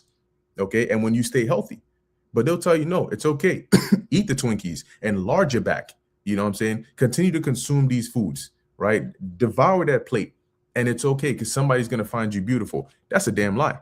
Nobody's going to find you beautiful. It's a lie. It's not true. And it's not healthy. You're risking your life. And when all hell breaks loose, you're going to be one of the first ones to go. You're either going to lose a lot of weight or you're just going to die because your body can't take it. The fatter you are, the more energy it takes for you to actually do the basic things. That's why you got some people that go up 3 flights of stairs. There was a man who had to push his wife from the elevator about 3 doors down in the hotel building to the door. And he said, "This is why I don't like going on vacations with you." Because this dude he's sweating. He's in a wife beater, wintertime, sweating bullets. He's drenched because he got to put her on the little things where you put your luggage. He got to pick her fat ass up in the elevator. She wasn't standing. She had to sit in the elevator. And then when it comes up there, he's spending about 10 to 15 minutes encouraging her to at least try to stand up. And she's breaking his back and he's he's dragging her out the elevator, getting her fat ass onto the little lift thing. And now he got to push. And he's pushing with all his strength just to get her to the door, then get her off of it, and then get her on the bed. That process is about at least 45 minutes to an hour right there. And it's crazy, but that's reality. And then she gets on the bed and that's it. She's like, nah, I can't. But you know what she's craving? She's not craving vegetables, kale, avocado, spinach, proteins. No. She wants the Wendy's. She wants the McDonald's. And they don't eat little. They don't do Happy Meals. They don't do kids' meals. They do about 3 to 4 or 5 servings. You know, that dude talking about, I just love food. I get so excited when I see it, and I just can't help myself. Once I'm eating breakfast, I'm already thinking about what I'm gonna get for lunch. So I always have them on speed dial. And then he's like, I'll order it, and about 2 minutes later, I'm already at the door. Lifting the thing, looking through to see when they coming, knowing that the order ain't coming for about 30 minutes, but he just can't help himself. That's a demon. That's an actual. No, that's not a demon. That's legion. That's a legion of demons that all need their fair share. And guess what? You got people like that in society today who are gonna get caught up in this. So yeah, we may joke about big backs, but hey, when reality hits, man, to be a big back is a dangerous position to be in. It's a very vulnerable and compromising position. But I got one more precept to lock in. I'll pass it. This is Isaiah 55:6. Seek ye the Lord while he may be found. Call ye upon him while he is near. And that's more important. That's crucial for all of us. You got to seek the Lord while he may be found. But if you're extremely vulnerable, you're very old, you're very big, you're very, you're at a disadvantage, right? You have some disability. You need to seek the Lord extra. Because in that time, like the blind man during Yahushai's time, when he couldn't see, but when he heard Yahushua was passing, he was screaming for Yahushua, have mercy on me. Then they try to shut him up. And he got pissed and screamed even louder. What the fuck you mean shut me up? This is my one and only time to get my sight back or to get my ability to walk. You gonna tell me to shut up and let him pass by? Hell no. So he sought the Lord, and the Lord said, what? What do you want? He said, I want my sight back. And the Lord gave him his sight back. But these people over here, they're not thinking that way. He got his sight just like that. He might have been blind from birth. But in a matter of 5 minutes, 2 minutes, an interaction, you get your sight back. Meanwhile, you got people over here that, once again, given the opportunity, what are they saying? Pursuant to Proverbs, the first chapter, the 20th verse on down, how long, ye simple ones, will ye love simplicity, and fools delight in their scorning. They eat and they scorn, and then they eat some more, and then they scorn. And that's it. That's the main life of people here today. Eat fat, live fast, and die young. And that's why the Lord is bringing that great judgment to this place. You brothers got it. Khan, yeah. I was thinking about everything you was bringing out about big backs, and big backs are very flammable.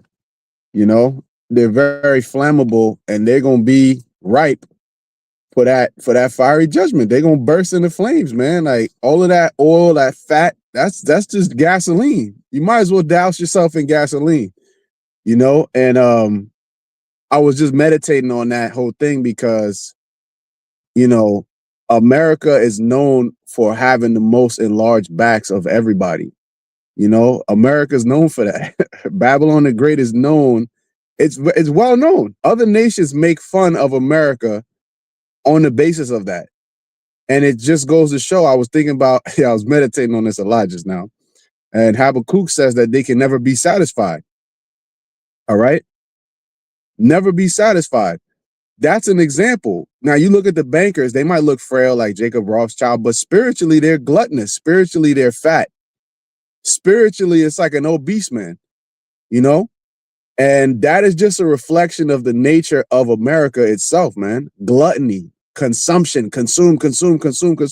That's why you have some place called the Heart Attack Diner, where people go out of their way, they weigh themselves and they say, yo, I think if you're a certain amount of girth and obesity around you, that if you are rotund enough, that they give you like a free burger or some shit. If you're that big, like they're encouraging you, like, yeah, here, eat this and die.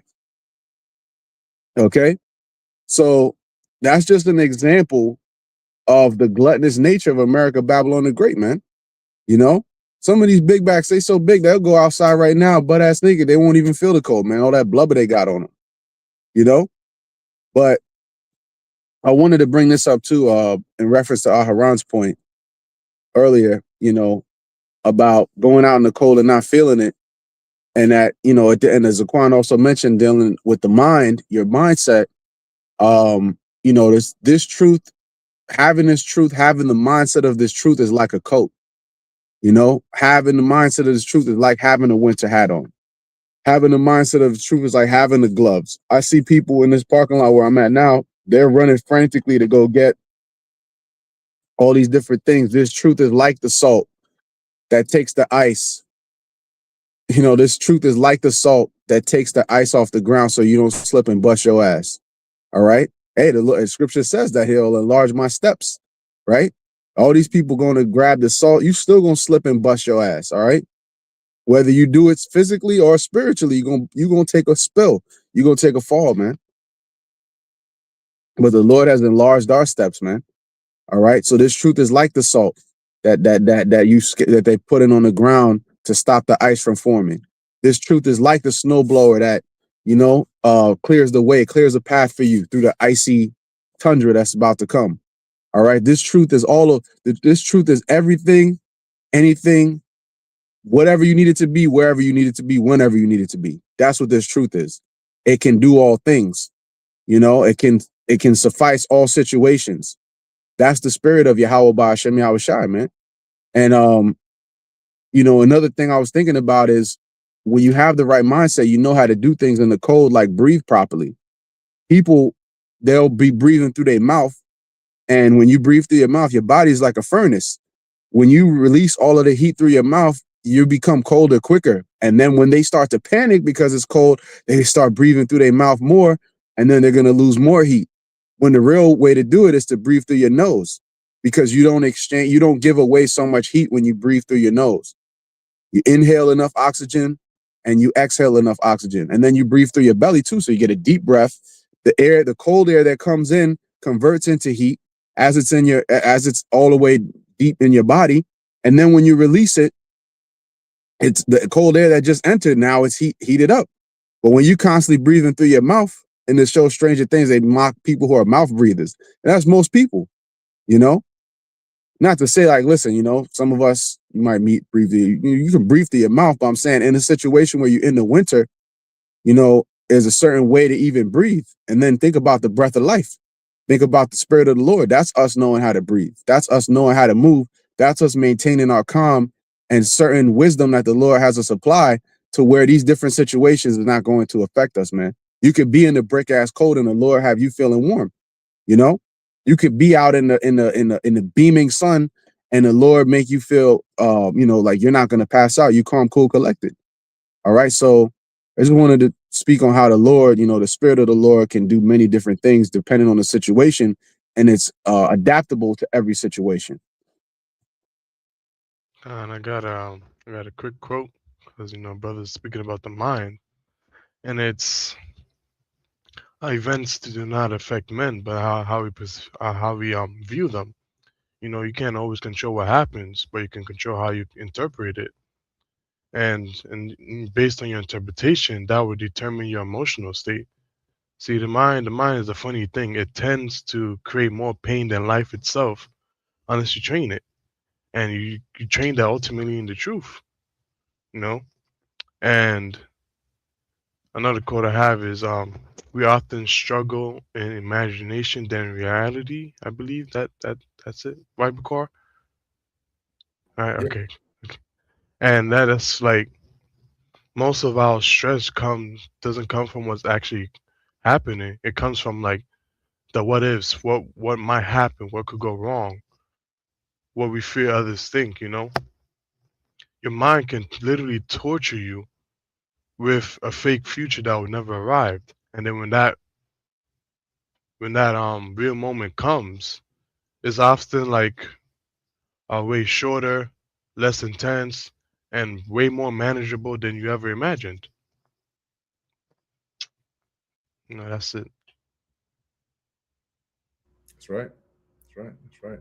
Beautifully said. What's crazy about what you said, Aaron, about the about how what was it? You go to a place, you get all your resources, you go to a place, and then they tell you, "No, we don't use that." And I was thinking of it popped in my mind because I was watching this documentary about these explorers that go to the South Pole, and apparently you can't just go and get any map.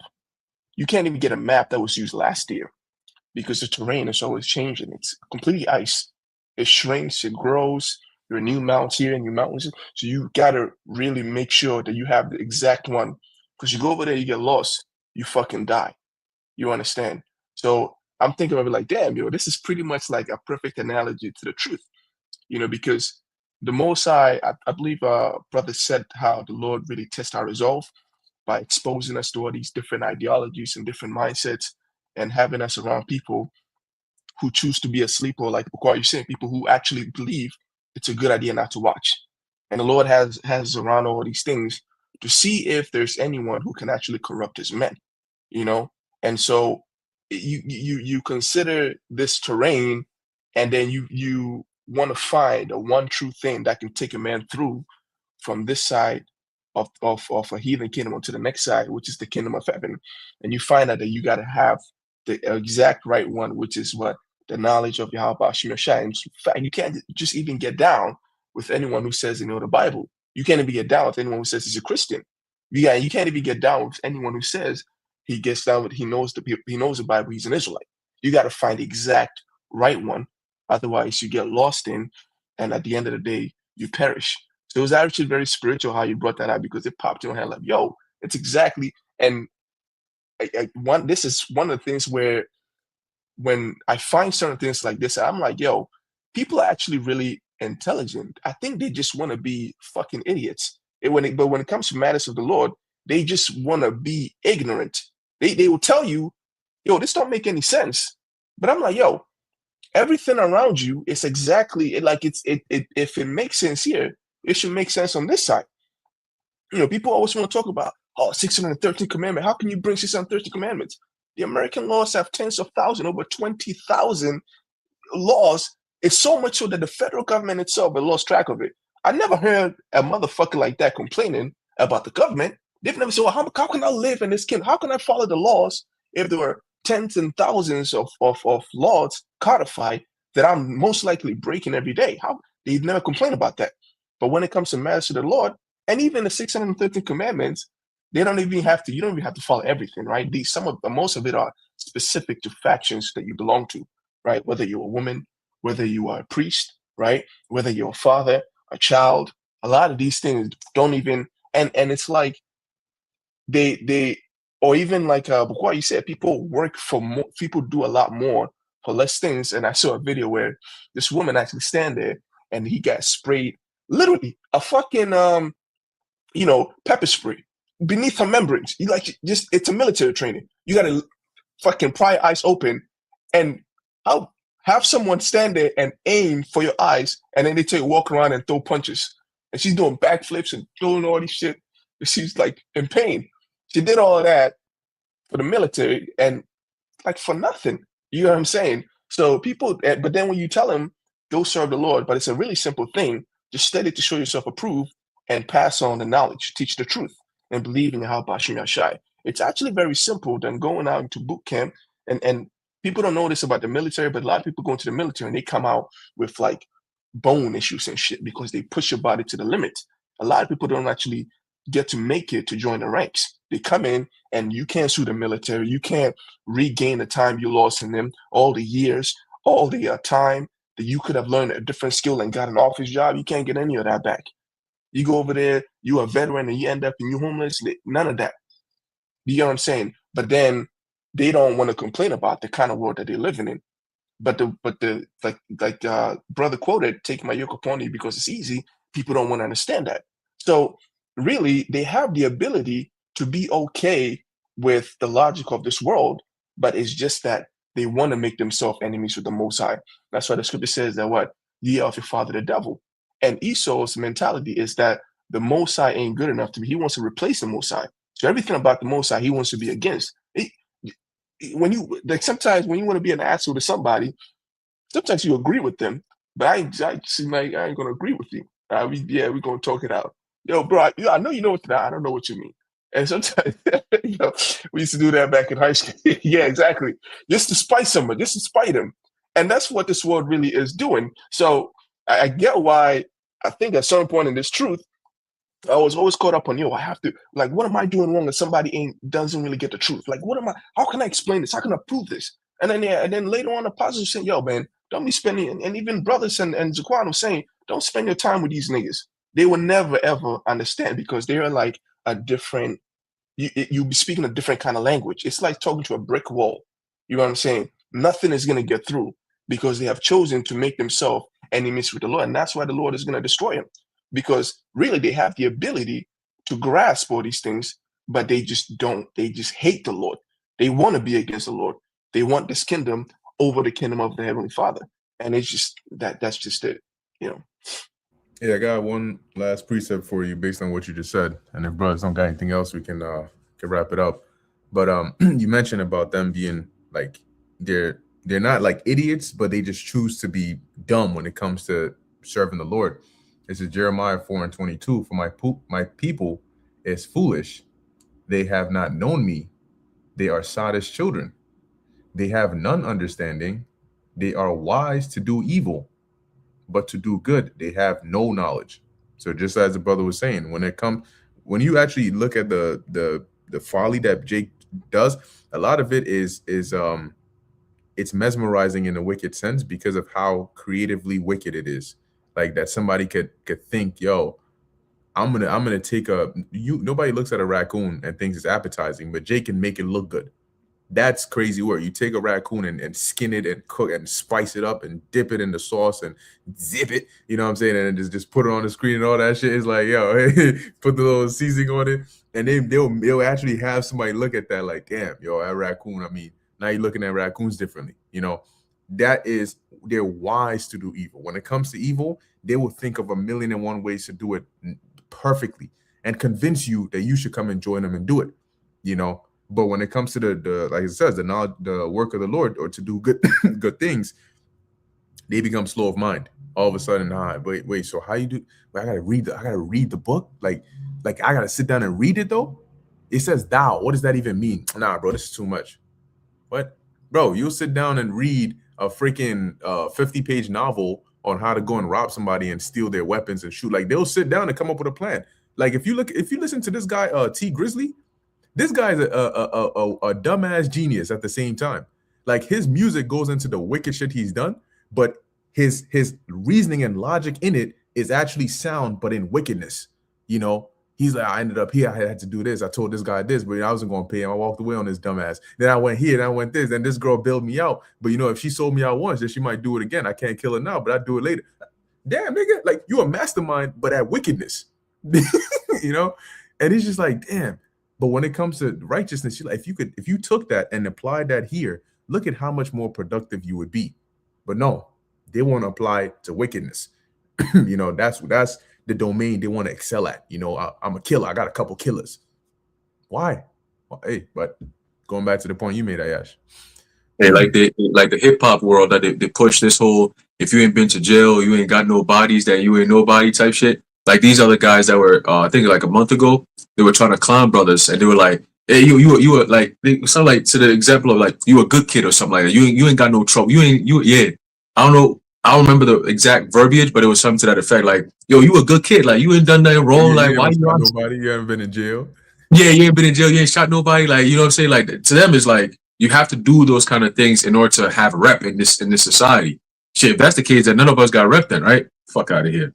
I got this one right quick, and we could end it off. There's a book of 1 Corinthians chapter 2, verse 12, and this is perfectly lined up with what y'all brother said, Yasha Bakar, in regards to how you could spend time explaining stuff to these people, but if they don't get it, they're not going to get it. Why? Because they're not meant to get it. The Lord has closed their minds that they can't get it, right? It's actually written that way. He's blinded their minds and made their ears, their hearts fat, that they can't hear this word, so they could repent and be healed and be delivered. The Lord don't want that, right? So He's done it, designed it that way, so they can't get it. So if you talking to them, you wasting your time, basically. You wasting resources on a nigga that can't get it, right?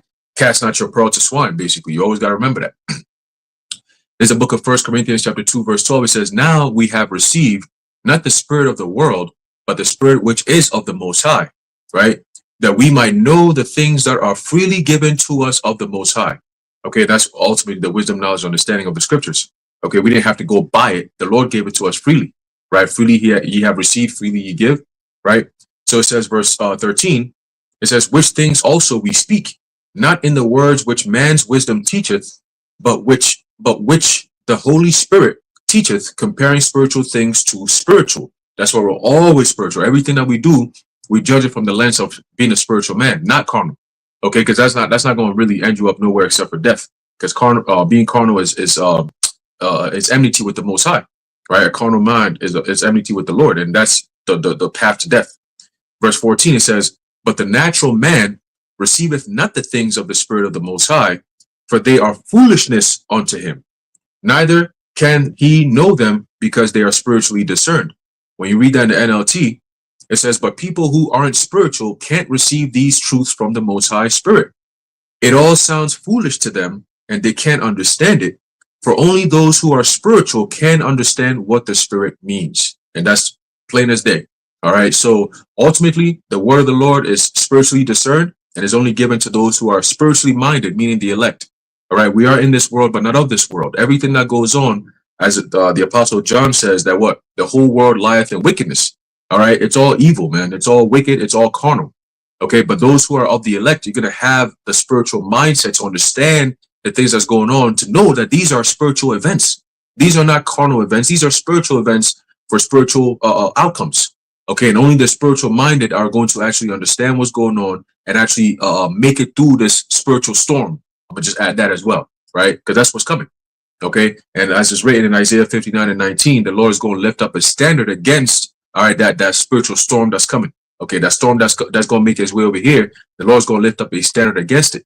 Okay, and He's going to give us that power to be able to overcome, all right, and not be subdued to this storm that's coming. All right, so that's pretty much it. Yeah, brothers got it. Hey, one thing that came to mind when you saying that last thing, when that ice comes in, the Spirit of the Lord gonna melt it, you know. And you see, it's very interesting to play on the ice that's happening, and then ice with the troops and different things. But ultimately, the Spirit of the Lord, the Lord said He make His ministers as a flaming fire. So, hey, you know, they could bring whatever ice they want. How about Shem Yahshua Spirit gonna melt them?